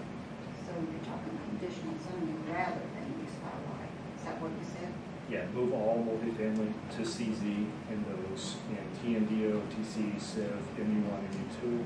That way, if something comes in, we can look at it as a CZ from now until we get things a little more ironed out. Well, and, I mean, I think that's a really great alternative because we can put conditions on conditional zoning. And if we want to make a condition that there has to be a certain percentage or a certain kind of commercial component, then we can do it that way. We wouldn't need option 2. Because I think developers, I mean, they're residential developers and they're commercial developers. And when we got the Atrium project, yeah, there was a team of people working together on that, but I don't know that that's typical. So if somebody wants to come and build an apartment complex, they may not have a commercial partner they want to pull into that. And if we make it, you know, like option 2, where 25% has to be included in it before it's approved, I think that'll backfire on us. But if we went for the conditional zoning for all multifamily, we can put those conditions in there as part of the approval process. I still think there's value in having the larger discussion. I just wanted the stopgap right now that gives us the options, so that we're not forced to make something. Support that. You know, cons to doing it. You know, I like the idea. Are you suggesting pulling it out, voting on that specifically one item? No, because it would have to go to the planning board first. I mean, pushing it to them. Yeah. To put it to them, not as, but just that one item. Because I like it. Okay. But I don't know the pros and the cons to it yet. I don't know what impact it might have that we weren't anticipating, but I like it. So send it to staff, the planning board. That does. I'm fine with that. You need a motion on that, Lynn? For a consensus, really. Yeah, we have a consensus on Yeah. option 1 there. Option 1, focus on that, and then take and maybe evaluate some ideas for option 2 while that's going through the process. Is that fair? On what we can do to avoid a situation where developers trying to use it as a loophole and we don't get what we're trying to. Well, the next planning board meeting is, It's a week from tomorrow, yeah, the 17th. yeah, so we want something to them at the next meeting. And Alex, some pros and cons so that we don't bring it into The pros and, sure, absolutely. We'll get that for you. for either one, or whatever. Really, you know, in the packet, there's a memo that we had created that talks about pros and cons in the for option 1 and option 2, and really for option 1 with requiring a multifamily, pros and cons are probably more of the same, but just heightened. So, for example, one of the pros with doing option 1. We didn't do condition, I don't think we did pros and cons for option 1, the CC. Correct. But the pros and cons would be, in a lot of ways, heightened for each one. What I mean by that is that, okay, so it's 25% commercial square footage. All right, that gives the council flexibility if something doesn't come in. But if you do it for all multifamily, then that gives the council even more flexibility. This is what I'm saying. And the same thing with the cons. So one of the cons is, you know, if your land use plan shows it's been adopted by the town and the council, hey, there should be multifamily here, and you say no, then that gets away from the land use plan that's adopted by the council. And I'm not saying it's a good thing or a bad thing, you're just kind of moving away potentially if you just put things that are in the land use plan. So in a sense, pros and cons, we'll get those together as we move forward.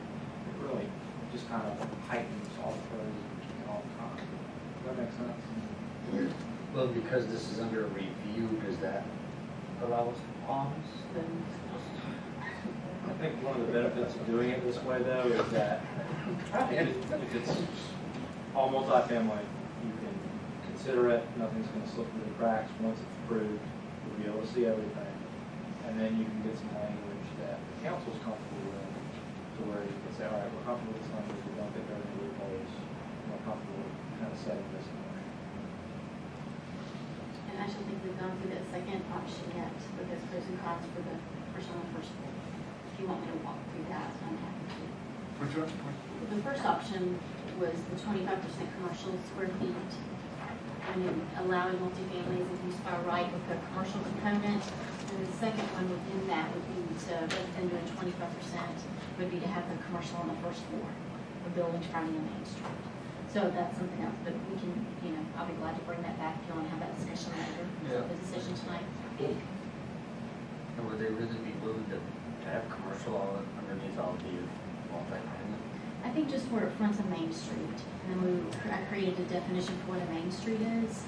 So you would have that commercial on the bottom floor, residential on the top, on a Main Street, so it starts to create that downtown feel, that town center feel in certain areas, and that would probably work well in certain areas. Others it wouldn't. So a developer probably would come to you for the conditional zoning option, but it gives them the option if you're willing to do that commercial on the first floor, residential on the top. You don't have to go through that conditional zoning process. It would be the development agreement process. So it just gives them that flexibility. All right, so next we need to move on to the mail notification requirement. Yes. You all asked me to look at our current mail notification requirements and then increasing the mail notification standard from 500 feet. Currently, our ordinance follows the North Carolina General Statutes, which basically states that the has to be advertised in a local newspaper for at least 10 days, no more than 25 days prior to the public hearing, has to run for 2 consecutive weeks. It also requires us to post a sign on the property, and then to do mail notifications to adjacent property owners only. That's what the state statute states. We're redundant there, and that's what our ordinance reflects. So what you all asked is that we increase the distance of mail notifications to 500 feet, so that anyone who owns property within 500 feet of a piece of property that is being considered for a rezoning or conditional zoning would be notified by mail. The articles that this would apply to would be that Article 5.3-3B2, which we've discussed a little bit this evening, and then 7.88, 7.14.2, and then we would delete Article 10.124. Just give you an idea of what these state. That Article 5.3-3 basically applies to any rezoning. That's basically stating any zoning change, any permit, anything. This is what it applies to. When we get into Articles 7.8.8 and 7.14.2, what I did is I did a search of the ordinance to make sure I was hitting all of the areas in the development ordinance that talked about notification, and I wanted to make sure we didn't have any inconsistencies. So there's a section in there that talks about conditional use permits, which is a quasi-judicial hearing, and then there's a section that talks about vested rights, which is a developer can come to you all, and under certain circumstances, they can ask for their conditional zoning or conditional use permit to be extended because those do expire within 24 months. We have done that, I think, one time since I've been here for a project. Yes, sir. You raised your hand. So that's what those apply to. There's some advertising requirements for those. I wanted to make sure that everything was consistent, it all read the same. And then Article 10.1-247, where it talks about notification for any type of multifamily project, which is when that is rezoned for multifamily. It says 250 feet there.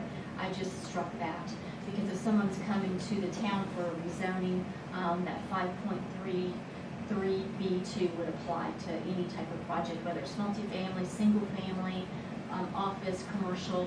So it really was unnecessary that was there, and we felt like it was there was a lot of, it was contradictory, and it created confusion. So that is what I'm bringing to you this evening for consideration. All right, any questions, Dave? Do you need to, or should we consider defining the source of the measurement of 500 feet?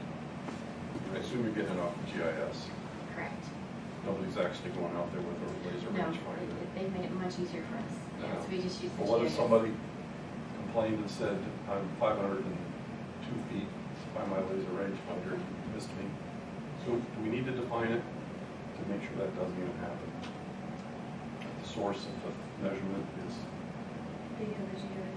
GIS as used by the county. Yeah, I would definitely make it specific to a particular set of maps, Yeah. because I mean, GIS is, I coach a golf team. We use those laser rangefinders all the time, and the thing I've learned, they're close, they're not precise. And I can see somebody coming back later and saying, I measured my distance and missed it. So if you can just add, using the Union County GIS as standard for the planning board to review.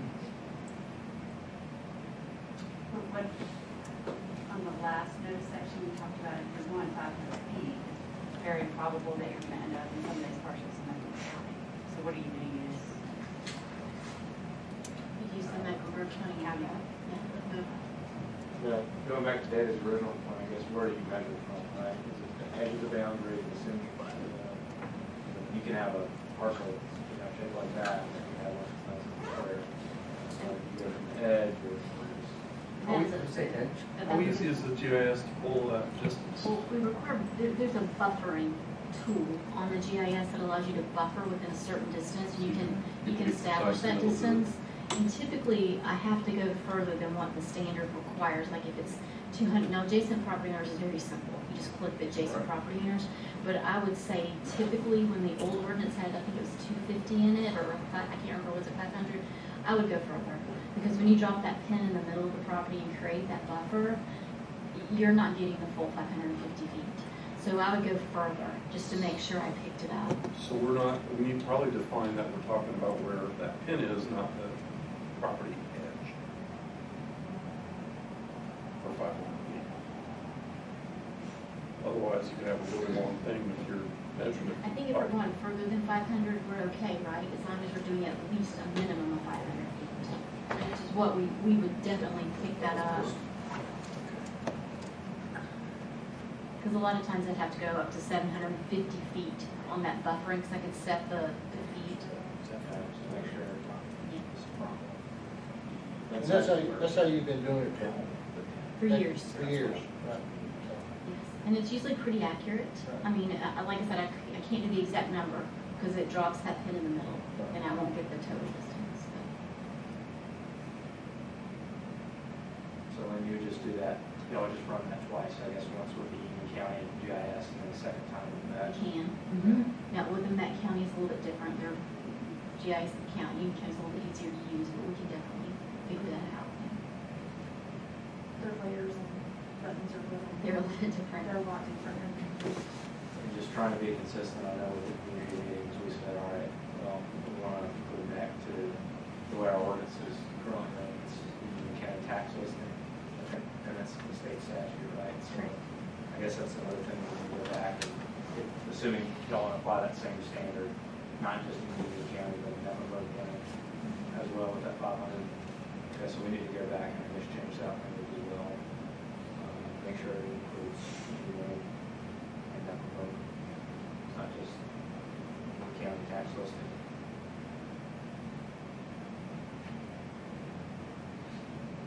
Any other comments, questions? Ms. Paul?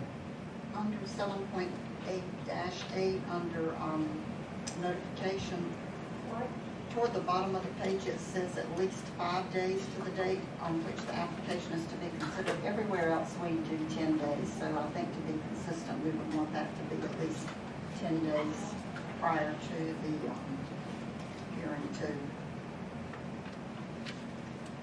10 business days? I think it's calendar days on this, isn't it? Yes. Everybody all right with that? Consistent? And are you going to talk about signs separately, or is it included in all this? This is C under the same section. It's in section 5.3-3. We post signs on property where there's a rezoning, where there's a conditional use permit, any type of zoning map amendment is where I want to do. Well, and this may be more policy than ordinance, but I think when those signs are posted, we need to have a photo of the sign and have a copy of that photo and the date included in the file. So We've implemented that. We've implemented that. And we've also implemented affidavits. Also implemented Affidavits. Okay, good. Okay. Is there a way when that sign is posted, it could go out in that sunshine list and the social media and the Facebook thing? Could that picture be a part of that posting? Or no? If the council would like it to, So would there be, because then it would have the number on there, right? The zoning request, that it would be blah, blah, blah. the numbers on the sign. Yeah, and that would be in that public announcement. Would that be okay? We talked, I guess, about one of the directions we got was, all right, so going back to my notes here, there's certain things that we want to do as a matter of process. For example, putting it on social media and sending it out to the sunshine law for this ordinance. You know, I don't know if the actual picture of the sign would have value because we would presume we would be sending out the same information that would be on the sign on social media and in the sunshine law. So if there's a picture in that landmark, it would be indisputable that it was there, you know what I mean? Well, I think, you know, with having the timestamp photo as well as the affidavits, Okay. that would have that for a file. I wouldn't want to send out 2 emails on the same thing. The reason I said that about it, you send out, one thing Aaron's talking about, kind of PR and social media, is that if you send out too much, it can any day people start to ignore it. And so that would be my only hesitancy in sending out those photos. Any other questions for Lynn? All right, is that, any questions for us, Lynn, as far as clarity? Just for clarification, I'll be taking the option 1 of multifamily as a conditional use in those districts listed to the planning board next Tuesday, September 17th. And would you all also like me to go ahead and take the notification changes to the plan? So those 2 items, go ahead and plan. Okay. Well, those will go to the planning board on the 17th. And then I can have those, I can go ahead and advertise it if you all would like, and I can have that back to you by the end of the month, or we can do it the first meeting in October. Anyway. Okay, so it's 23rd. If you can do it. I've got advertised tomorrow, I think we can get it done, but I have to look at my calendar. If I get the advertisement in, I will be glad to do that. We have to have the language straight with notice. Do that. With the news, we just have to reflect the sections, but we can talk about that. Okay, thank you.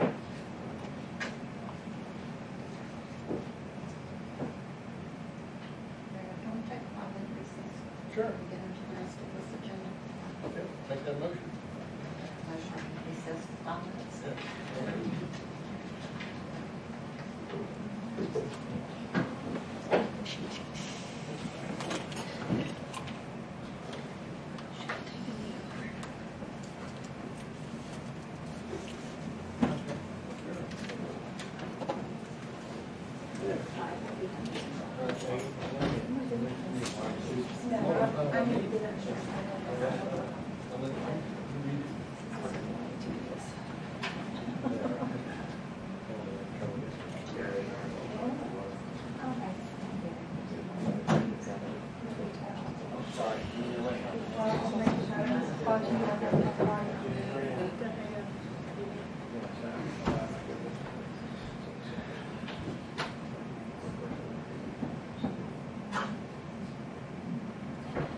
There's a guy from Bishop's campaign, said that it wasn't a plan, it was a off-the-record stop. It was called OTR. I guarantee you. What? Are you talking about Vince? Yeah, it was on WRAL. Why do you guys want water? No, I'm good, I got one, thank you. Yeah, please. It was on WRAL, so, but yeah, it was it was all right, but the meeting was so small, wasn't it? Yeah, that back. Was it the sidewalks? Maybe, That's decent. there's 1,000 people there, but it could have been a lot more, but, yeah, he said off the record stop, somebody had to plan it. He just didn't ride down over the road, and hey, let's stop there. Do that or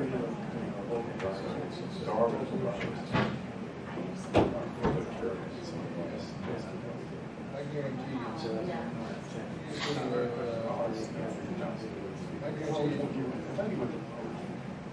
guarantee you somebody was there.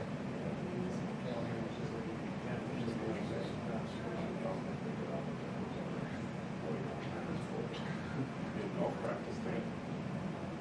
Not support somebody. Not really, right?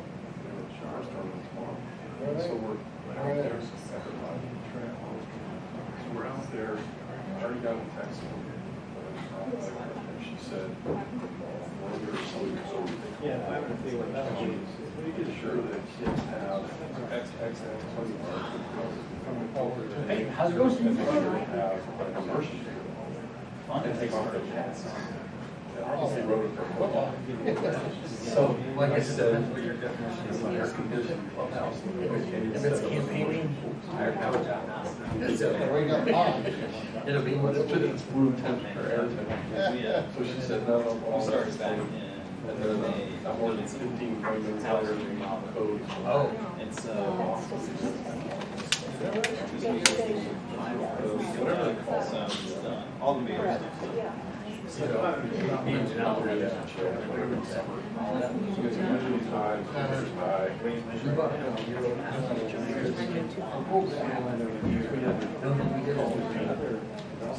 Either golf has to get on the board. We did, they did. Golfers could go. The team had to stop. What do they call it when they kick one ball? Do they call it? Good. All right, where do we stand?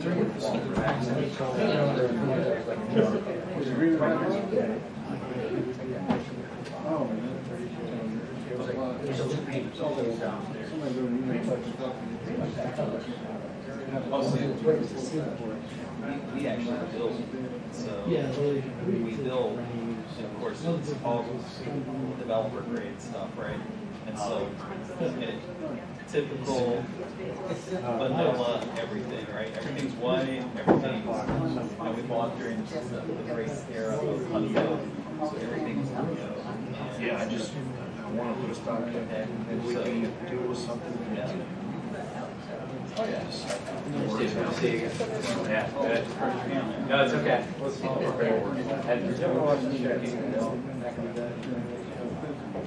No, I mean, I'm aware of it, but no, since it was the main characters, the president.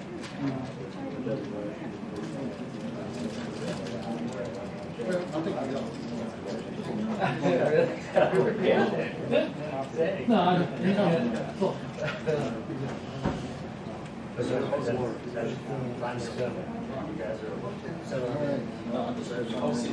Oh, yeah. It was just like, I'm going to have a campaign.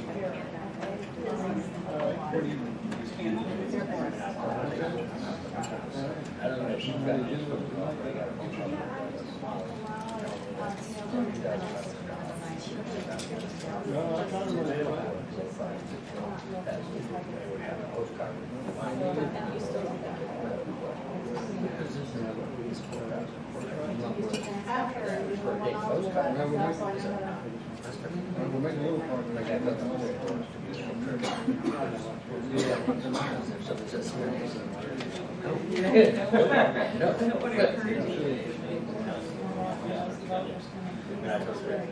Oh, yeah, very much.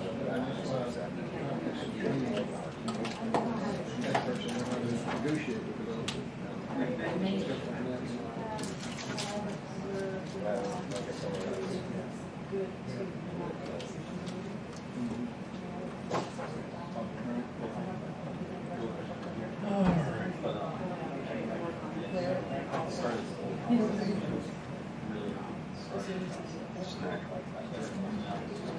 That is your, like that.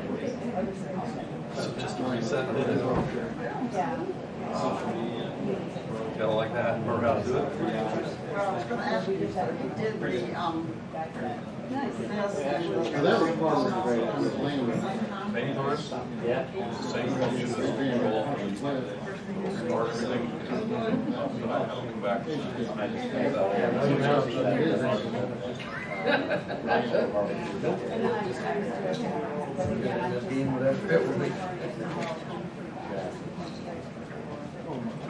It was good.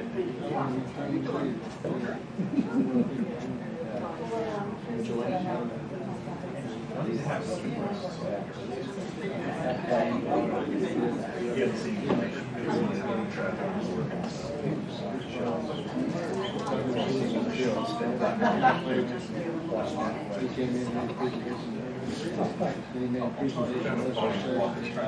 was gonna hand you more, and then I'm like,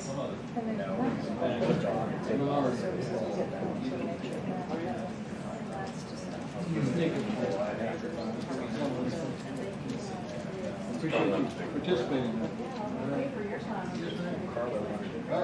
just drop them off. Take off. Thank you. Good to meet you.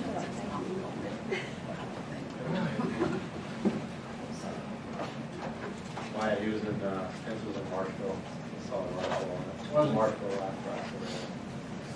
Because he spoke at the Oh, I know, I was there. Oh, were you? But I'm thinking with Mayor Marshall might have been there. You would? You would? Oh, well, Frank, yeah, Frank. He wouldn't have gotten I guess I made Bishop mad, but.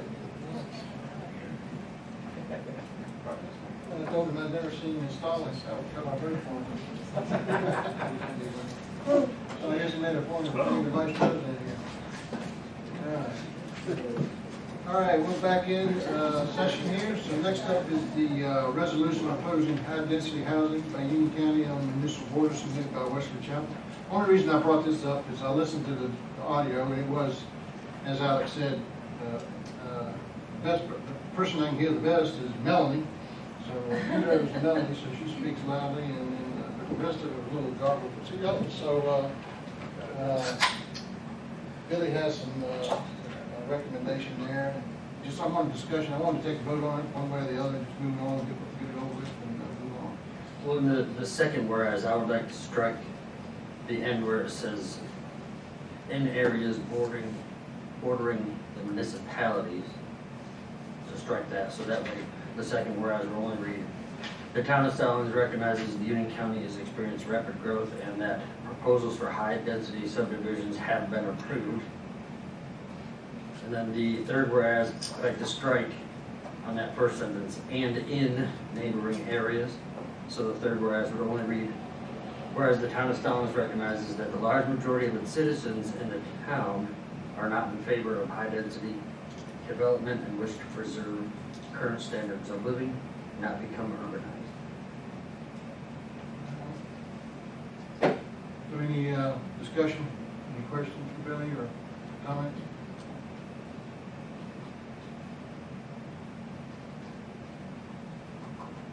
All right. I'm still concerned over the third whereas. The third one? The large majority of citizens. Oh. That was Debbie's point. I heard Debbie pretty clearly on the audio.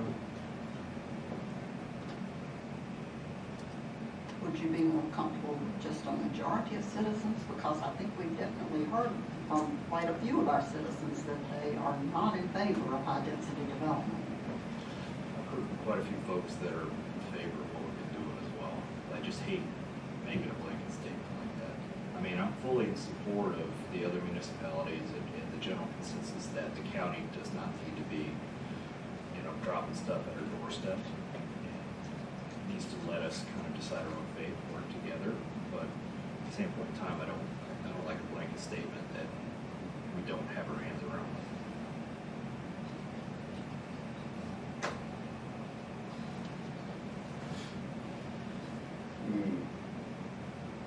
So your recommendation is to strike the third whereas entirely? Take out large majority, not take out the whole thing?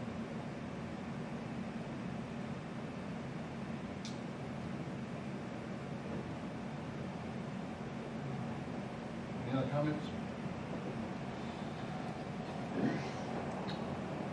Well, I think leaving the preserve the current standard of living is important to have in this proclamation, yes? So is there a way to, whereas the town of Stallings recognizes that some of the citizens in the town are not in favor, would that be an acceptable change? I think you'd say, you get the same point across by saying, whereas the town of Stallings recognizes that, that high-density housing immediately outside our borders is a concern for our residents. But I also kind of concerned over the second, or excuse me, the fourth and the fifth, whereas, you know, we're looking very closely at where we're putting these higher density developments, trying to put them in areas that are either have existing, you know, high capacity traffic infrastructure, or will be surely in a government, you know, time frame be experiencing upgrades. Whereas there's things that happen in Union County, for example, a large high school, big slap on 2-lane road with 0 improvements right outside of the town. We're not doing that. That's all. So I'm just concerned we're not talking the talk and walking the walk if we sign something like this. But again, I am absolutely, you know, want to support the other towns. This is more of a concern for some of our southern towns than it is for us at the moment. Yeah, this was submitted by Whistle Chapel.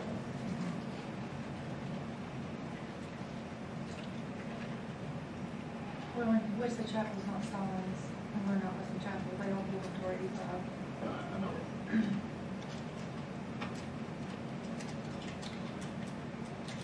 So Billy, if you want to make some changes, make a motion, or if you don't feel like the council support it, which is, I don't want to waste a lot of time on this since I've already gone over it a long time. So if you want to make some changes, make a motion.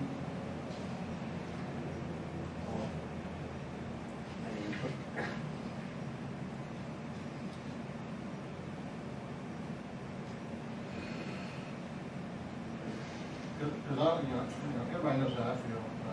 I attended the Santa Mara HOA meeting, but there was one person supporting out of 101. I've gotten one other email supporting the properties.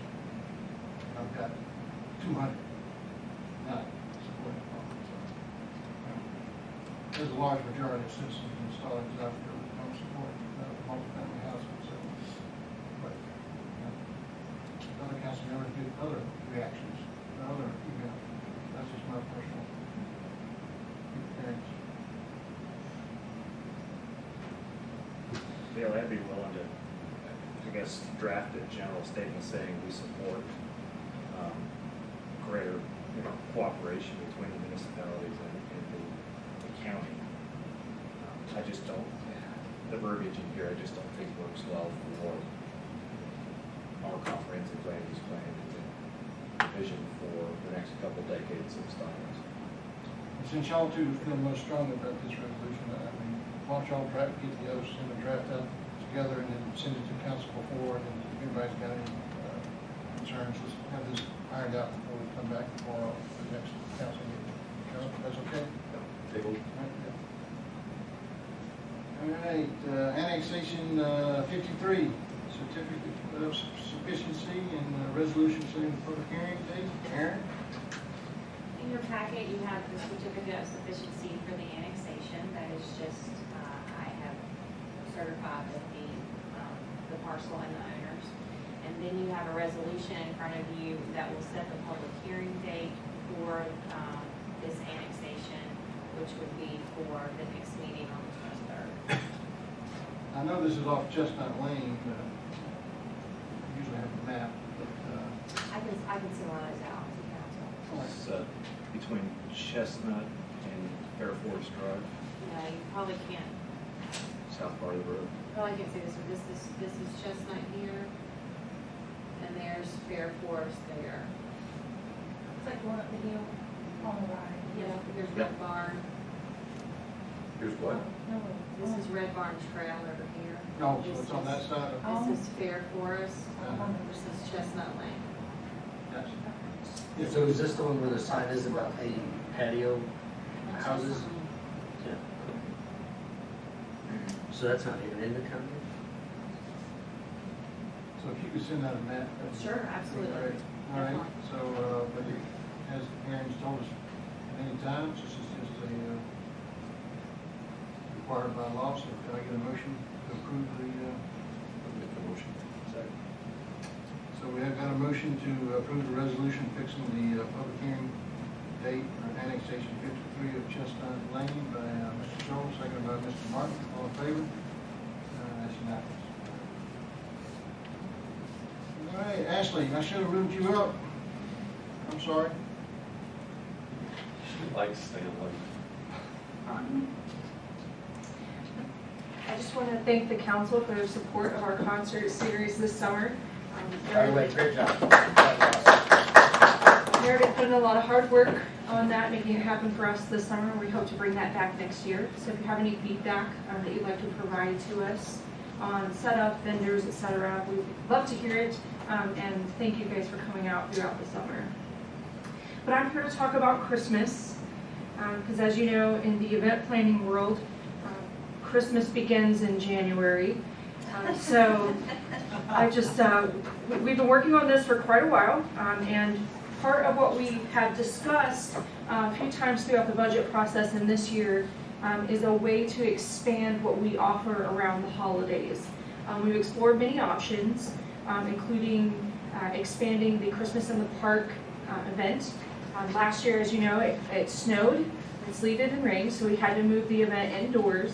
But we were able to change the time period, contact all of our vendors, and still provide a great quality product for our citizens here that had a great turnout considering the circumstances, because we were one of the only groups that didn't cancel our Christmas event on that weekend due to the weather.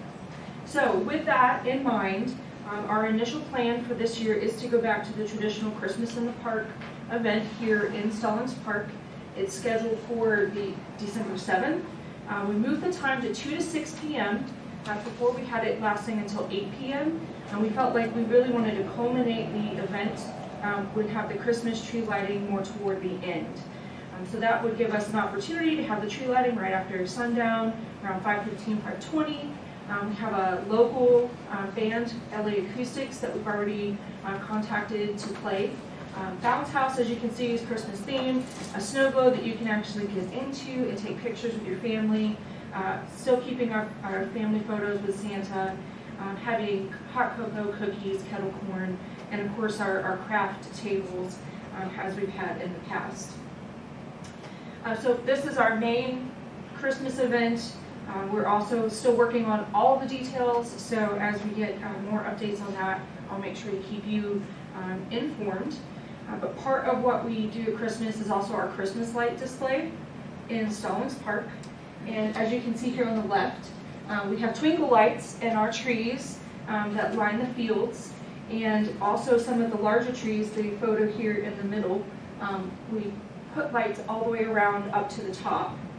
One of the things that we budgeted for this year was to take all of our lights, redistribute the white lights that are here on those tall trees in the center to the smaller trees so they look more full.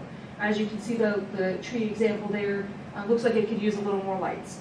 And then add a couple of featured trees that are colored, similar to the one here that's on the right side. So we have 3 or 4 featured trees throughout the park, and then those additional white lights will transfer to small trees there and here in front of Town Hall. This year's proposal also includes 2 additional small lighted trees to accompany the lighted red tree we put in front of Town Hall. So we have the lighted red tree and 2 small green trees to make the lawn here look a little more full. Let's see. And then continuing on, we have our big Christmas tree. And this is what it looks like not lit. That's what it looks like lit. As you can see, the ornamentation here has the golds, the reds, etc. And the proposal for this year came in under budget. We budgeted for $25,000. The budget was $22,700. So that left a little bit of money, and that was with replacing the lights, ordering the new lights and the 2 new trees. So what I'm bringing to you tonight is a future vision for the park. If we want to expand lights and make it a destination for the entire month of November and December. And this is what our stage could look like when fully outfitted. Adding the 6-foot wreath up top with the bows and the ornamentation that would match our Christmas tree, 2 7.5-foot tall Christmas trees on the stage, and the other things are negotiable. This is just an example. That's a 10-foot tall snowflake, 2 6-foot tall gift boxes, and our station for letters to Santa. What do you think? That's good. Do we rent that stuff or buy it? We can rent. It is more economical to purchase. Your purchasing options would pay for itself within the first year of what you would charge to rent it, have it delivered and set up. This particular setup would add about $5,000 in storage and setup costs to our base contract.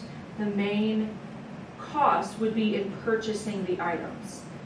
Now, this is a fully stocked stage, realizing that it is a huge investment to get to that point.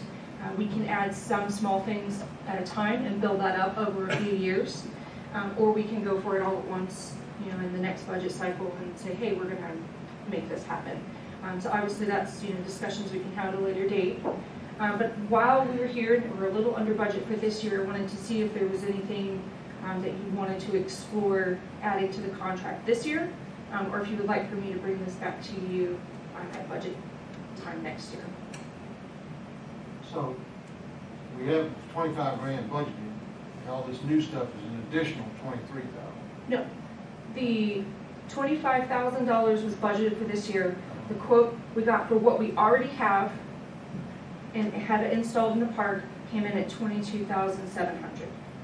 So we're a little under budget for this year. Not by much, but just a little bit. Everything you see here would be in addition for future. Is that the 24,306? I'm not sure which 20. I'm looking on page 3 of the total. Oh no, that's the total including tax. The tax comes back to us, so the total, as you see above, the subtotal is $22,703. Right. So for that on stage, it'd be an additional $5K. That, the recurring cost would be an additional $5,000. Okay, so what's the upfront cost? It depends on what you want to put up there. Again, some of the things will be more expensive. The garland per se could be about $2,100 for that, and the 2 Christmas trees would be about $1,500. And then as you get the bigger items, I can get the prices for some of this other stuff. The large lighted items that you would see in the center could cost anywhere from $1,000 to $6,000, depending on what you want. The options there are negotiable on what you would want it to look like, whether you'd like gift packages, a snowflake. We could also do a backdrop that has the town of Stallings, like a mural that we just use some lights to kind of illuminate it for people to take photos in front of. There are all kinds of different options. I like the idea of bringing it to us in the budget time. Okay. So we can spend time with the options and figure it out. Certainly. But it looks good. So we don't actually put up our own decoration. We hire somebody else to do that. We do. My first year here, we installed the Christmas tree ourselves, and the labor cost alone was more than we paid for the Christmas tree, because we had to rent The equipment. We had to rent the equipment, and the number of hours it took to individually put on each one of those ornaments was a special experience. I think there was a light problem that year too. Yes, and since then we've had work done to the park so that we have additional amperage available. And all of this would be converted, we've now converted to LED lights, so the power load requirement is much lower than it was before. All right, so as far as what you need from us tonight, Would be approval of the this year's agreement. so that we could enter into that contract. Yeah. That would exclude anything on the state. That's not included in what you have in your packet. But that's what I'm confused about. We've already budgeted 25,000. We are, but it's a contract over $20,000, Oh. so it needs your approval. Okay. So with that leftover 2,000, is there anything else we could add that would be a big value add? I just think about the various family type events with Christmas during the holidays. Speedways is huge attraction. We're not going for that, but stuff, like little campfires where people can make s'mores and stuff. It's memorable. That's your smaller cost. I don't know if the council's open to it, but I think there'd be some value added and some additional little things like that. What about the Santa mailbox? That would be like, We currently do have a Santa mailbox. oh, do you? Okay. We do. It's a snowman and a pole, like the traditional English pole. So that picture there is just there as an example of a Santa mailbox. I'm inclined to leave it as is, and I like when we budgeted an amount, and the actual dollars come in less, doesn't mean we have to spend it. So if we're happy with what we're getting, I don't want to just spend it because we have it extra. Take a look at it again next year. If we're looking to do this next year, there's a little bit, not in the same budget, but there's a little bit that we took care of this year, and we take care of that next year. So I would like to just, I think you guys do a great job. Appreciate that it came in under budget. Pay it under budget. Did you make that motion then? Directing staff to enter into this contract? Please, motion for entering the contract at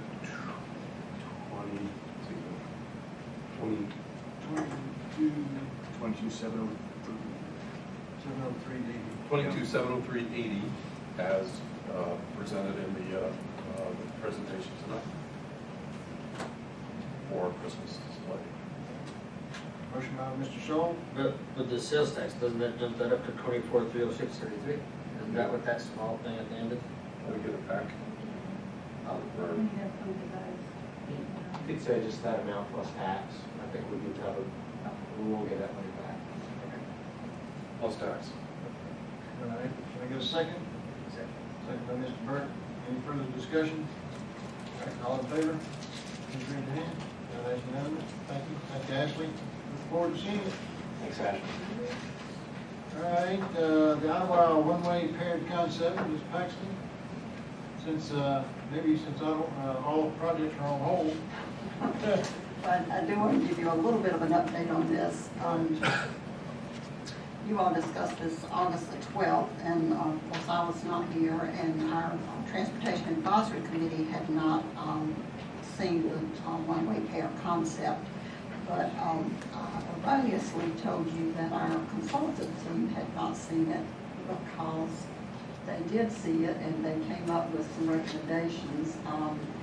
Dimitri and Randy Goddard were really pretty impressed with the design, and I wanted us to revisit it because I think it fits better with the one-way pair, the small area plans that we have for that area, better than any of the other options we've looked at.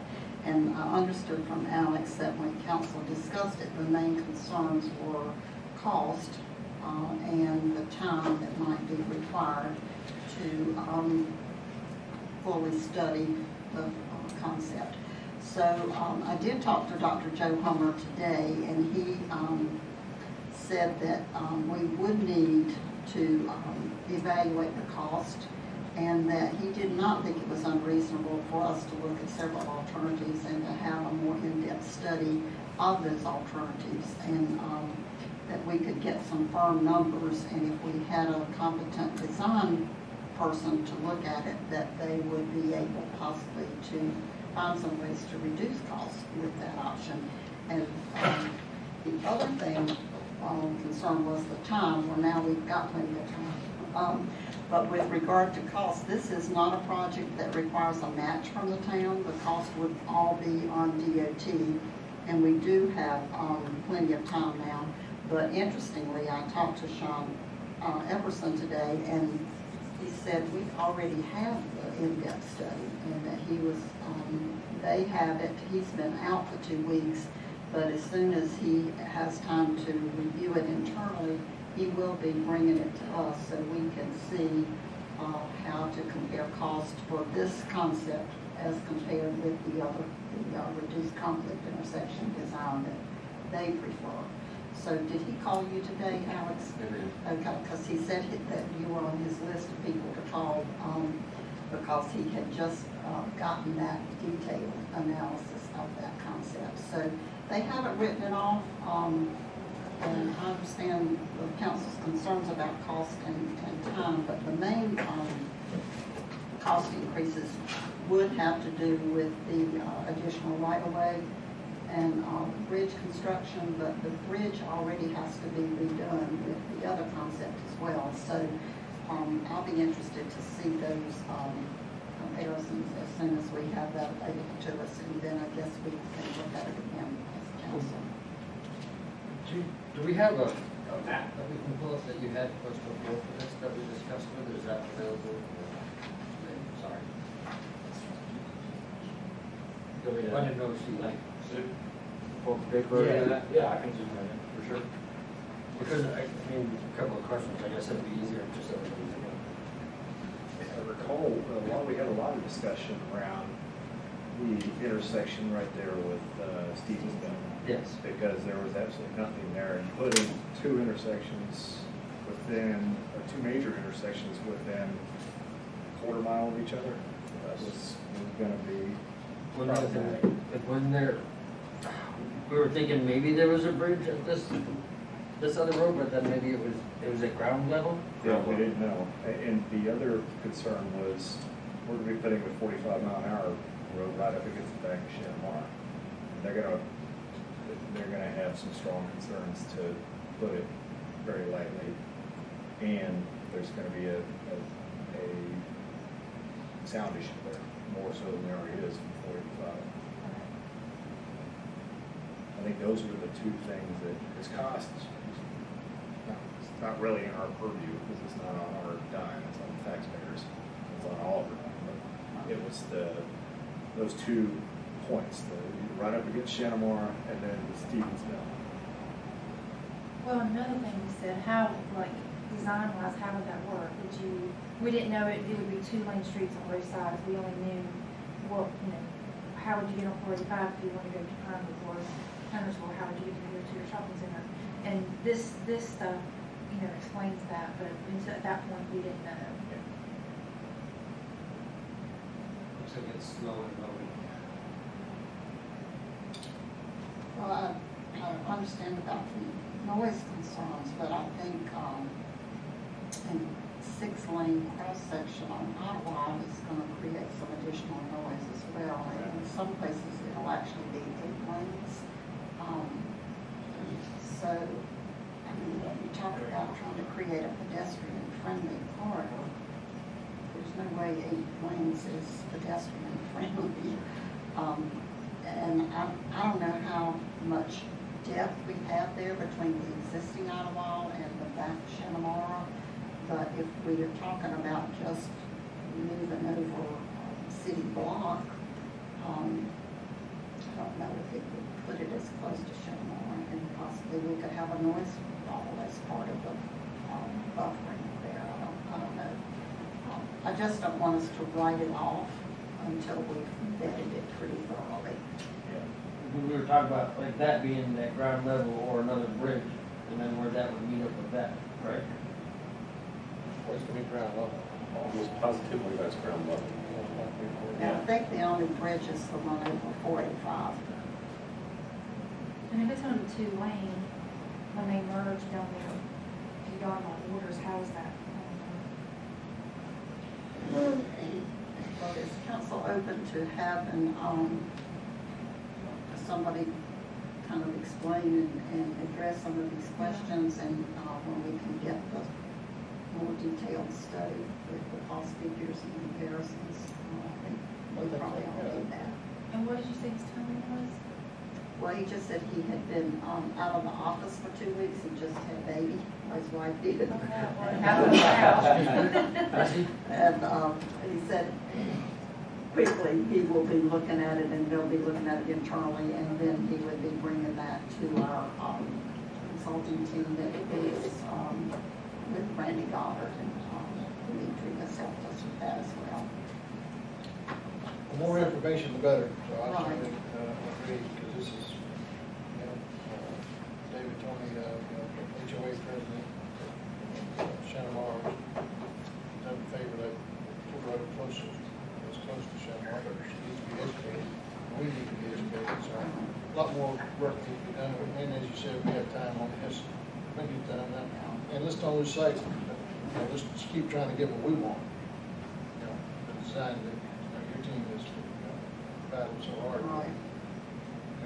Maybe, I don't know, people change, maybe Sean has got a different idea, I don't know. This doesn't jump to the top of the list. This is just a little more research, right?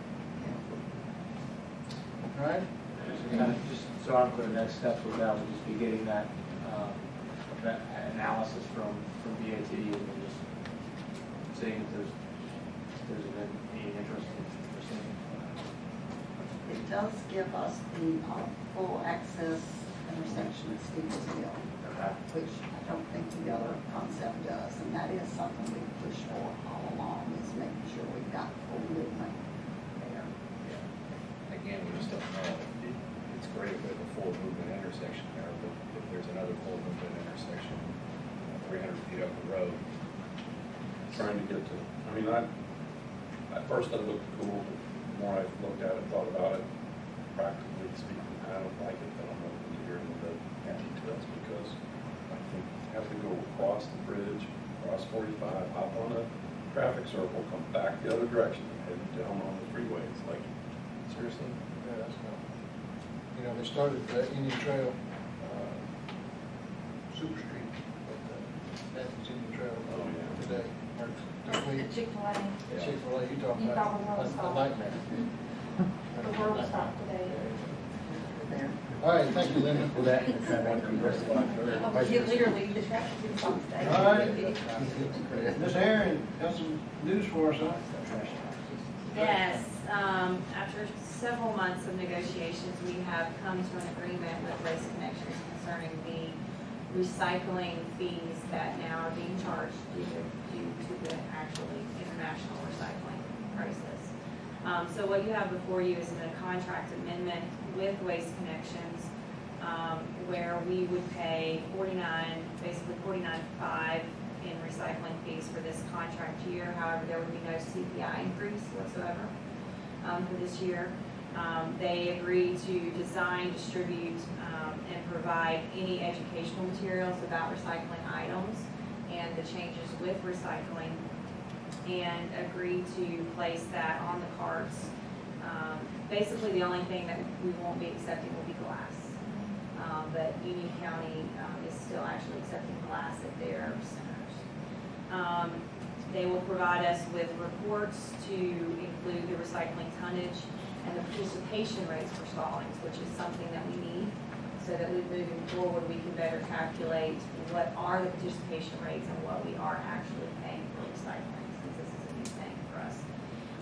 And then the company also agrees that there will be no further recycling increases for the remainder of our contract. Initially, the company requested that we pay them $119,000 in recycling fees, but we have negotiated that down to what you see. And did you miss it, or did you skip over number 2? They'll design, provide, and distribute educational materials demonstrating some educational pieces and about glass. Yes. I think that's the big key right there. That's awesome. So with no net increase in 1920, reduction in recycling fees, I don't have the numbers, but to me, it looks like a net gain for us. It would be a gain. We still are paying a little bit more for recycling. But it offset by no CPI. Correct. That's right. And how many more years are on our contract? I want to say, yeah, 20. The earliest option to terminate is 2028.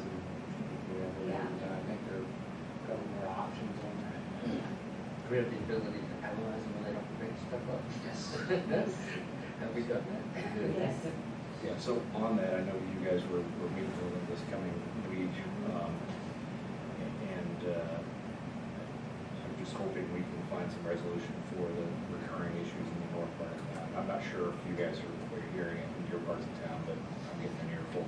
Yeah, we have a couple of different options on the table that we're gonna discuss with them on Thursday, Okay, to hopefully rectify those situations. awesome, thank you guys.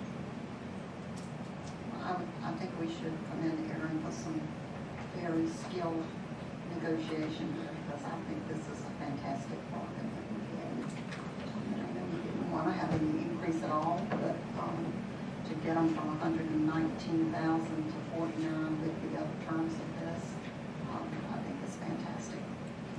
And Aaron, didn't they start at 150? It was 119 for us. Okay. Can I get a motion? Question first.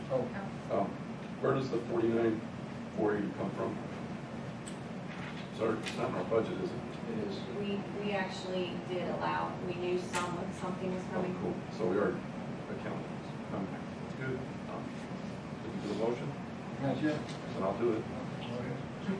Motion to approve this new contract as presented. I'll second. All right, motion by Mr. Schultz, second by Ms. Steele. Any other discussion? All in favor, please raise your hand. That's unanimous. All right. Thank you, Aaron. All right, the golf course.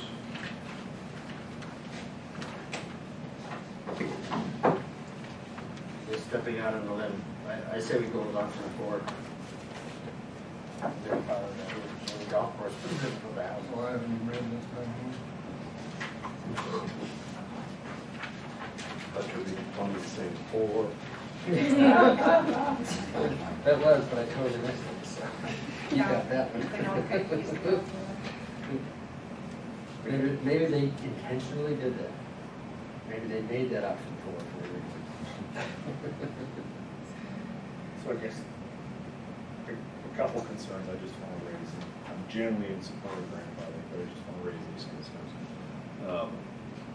Are we doing something for these golf courses that we would not do for another business? Are we giving them special privileges? Are we setting a standard by which we're going to be measured in the future with other, issues that come forward? Because as we grow, these type of conflicts are going to become more and more common. And I'm thinking back to a recent animal ordinance years ago. And two, what's changed? If they've been doing this for 25 years. yes.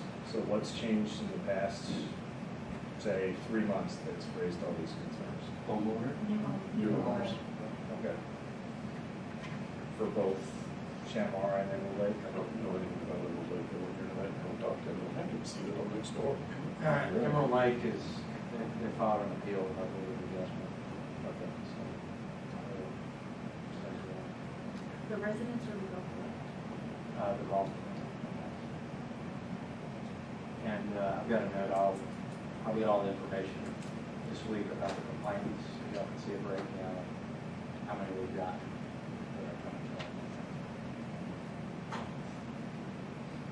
Billy, are you proposing that we do an ordinance or whatever we do for the public?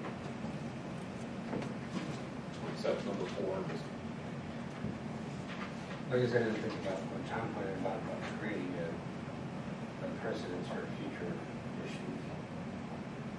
But, I mean, if they, When you buy in a golf club community, my aunt lived in Converse, and that's how she met Bob Hope, because he hit his golf ball on the patio. So when you buy in a golf club community, there's an assumption made that you may or may not hear noise associated with golf. Just like if you have an apartment on a bottom floor of a pool, you may or may not hear noise associated with the pool. So, I mean, the golf course has been doing this. I mean, so no offense, David. I stink golf. I don't really like golf. I could carry you away. But, I mean. It's no offense taken, really. But, I mean, you don't want to stink golf. But anyway, I digress. But, the point is, some assumption needs to be put on the homeowner. Because when you bought in a golf community, you look at the house, you see, okay, there's a golf club, there's a golf course, I might assume that I might get a broken window. I might hear noise that is associated with golf, just like with any other immediate effect or whatever surrounding the potential home that you're looking to purchase and live in. But I guess their big complaint is that the lawnmower is operating before 7 a.m., which is apparently an ordinance. Yeah, you can't do any kind of construction, garbage pickup can't even occur before 7. So let's see if we got a consensus here on grandfathering Emerald Lake and provide in on no ordinance. So it's good. I have a concern with the use of the word grandfather. When I think of grandfather, I think of more of a use than a nuisance type situation. So I think the proper mechanism would be a text change to the ordinance. However, the use is exactly the same as it's been for 25 years. The noise level's the same, the use is the same ownership. Nothing's changed, except somebody decided to. Right, no, I guess it hasn't been enforced because, right, we're mainly complaint driven. Well, when we annexed them, so they were doing it before we even. They were doing it before the home. But think about, high grass. If you annex, a property where they never mowed their grass, Right. and they say, This well, is- I always let it grow 18 inches or 20 inches. This is a business's livelihood. And Right, I'm just saying, I don't think grandfathers are proper. Yeah, she's All not right. disagreeing. with I'm not saying conceptually. So you we'll can't skip allow it to that word, happen, we'll- there's another way to do it, Can that's you all. suggest what it needs to be move on? Text amendment. And changing the proper wording? Okay. Amendment to the ordinance. Correct. I mean, you could make an exception for lawnmowers on golf courses or fans on golf courses or however specific you want it to be, so it doesn't. Yeah, golf maintenance. Because Any noise associated with golf maintenance. I live on the golf course. I heard the tractor today. It was no big deal. It never has been in my 20-some years of living there. It never has been. I hear Harley Davidsons going by the front. I work on the back of the house. That's my office. I see the golf course. I don't see the front. It's the other end. I hear the stupid trucks and cars going by. Way louder than this tractor going up and down the fairway. And I know there's other machinery that goes at different times, but as long as we call it So golf we need maintenance.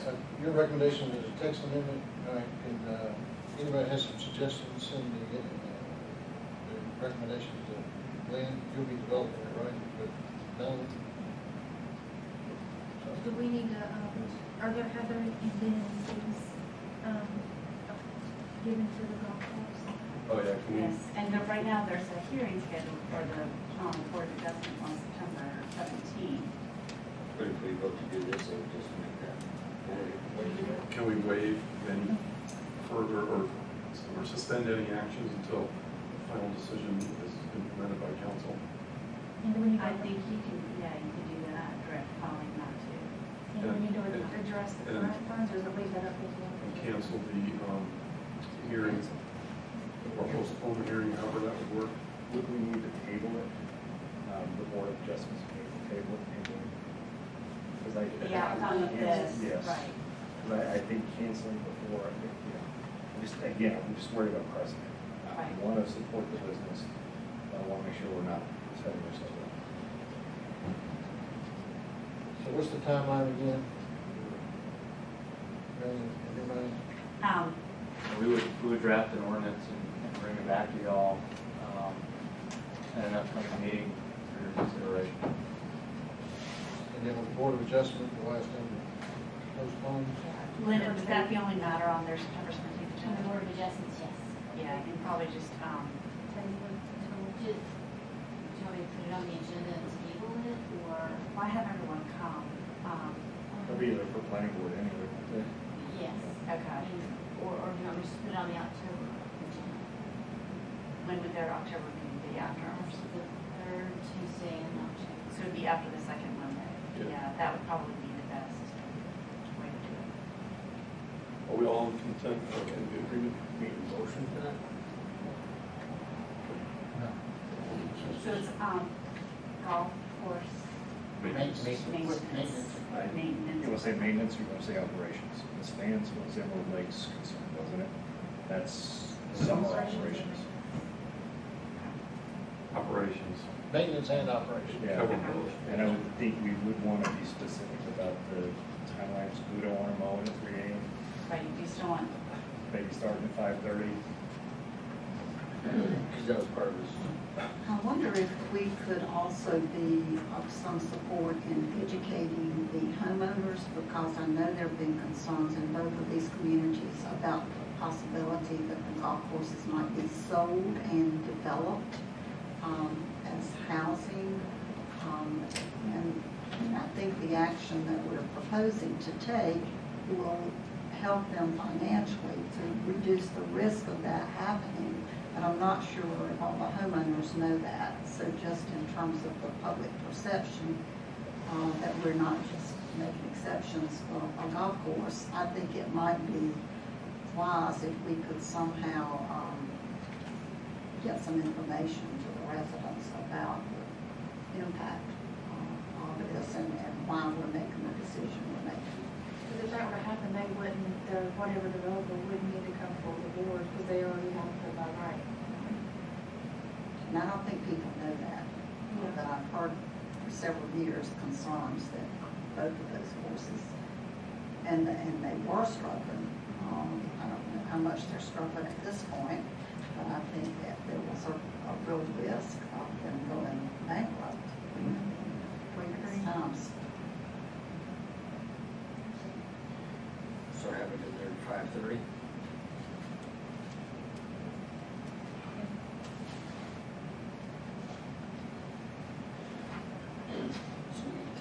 All righty. Can I get a motion to go into closed session pursuant to 143-318, 11, A3, A6, and A4? Motion by Mr. Byrd, second by Mr. Martin, all in favor? That's unanimous. All right, thank y'all. All right, here we go. Thanks, Lynn. Sit here.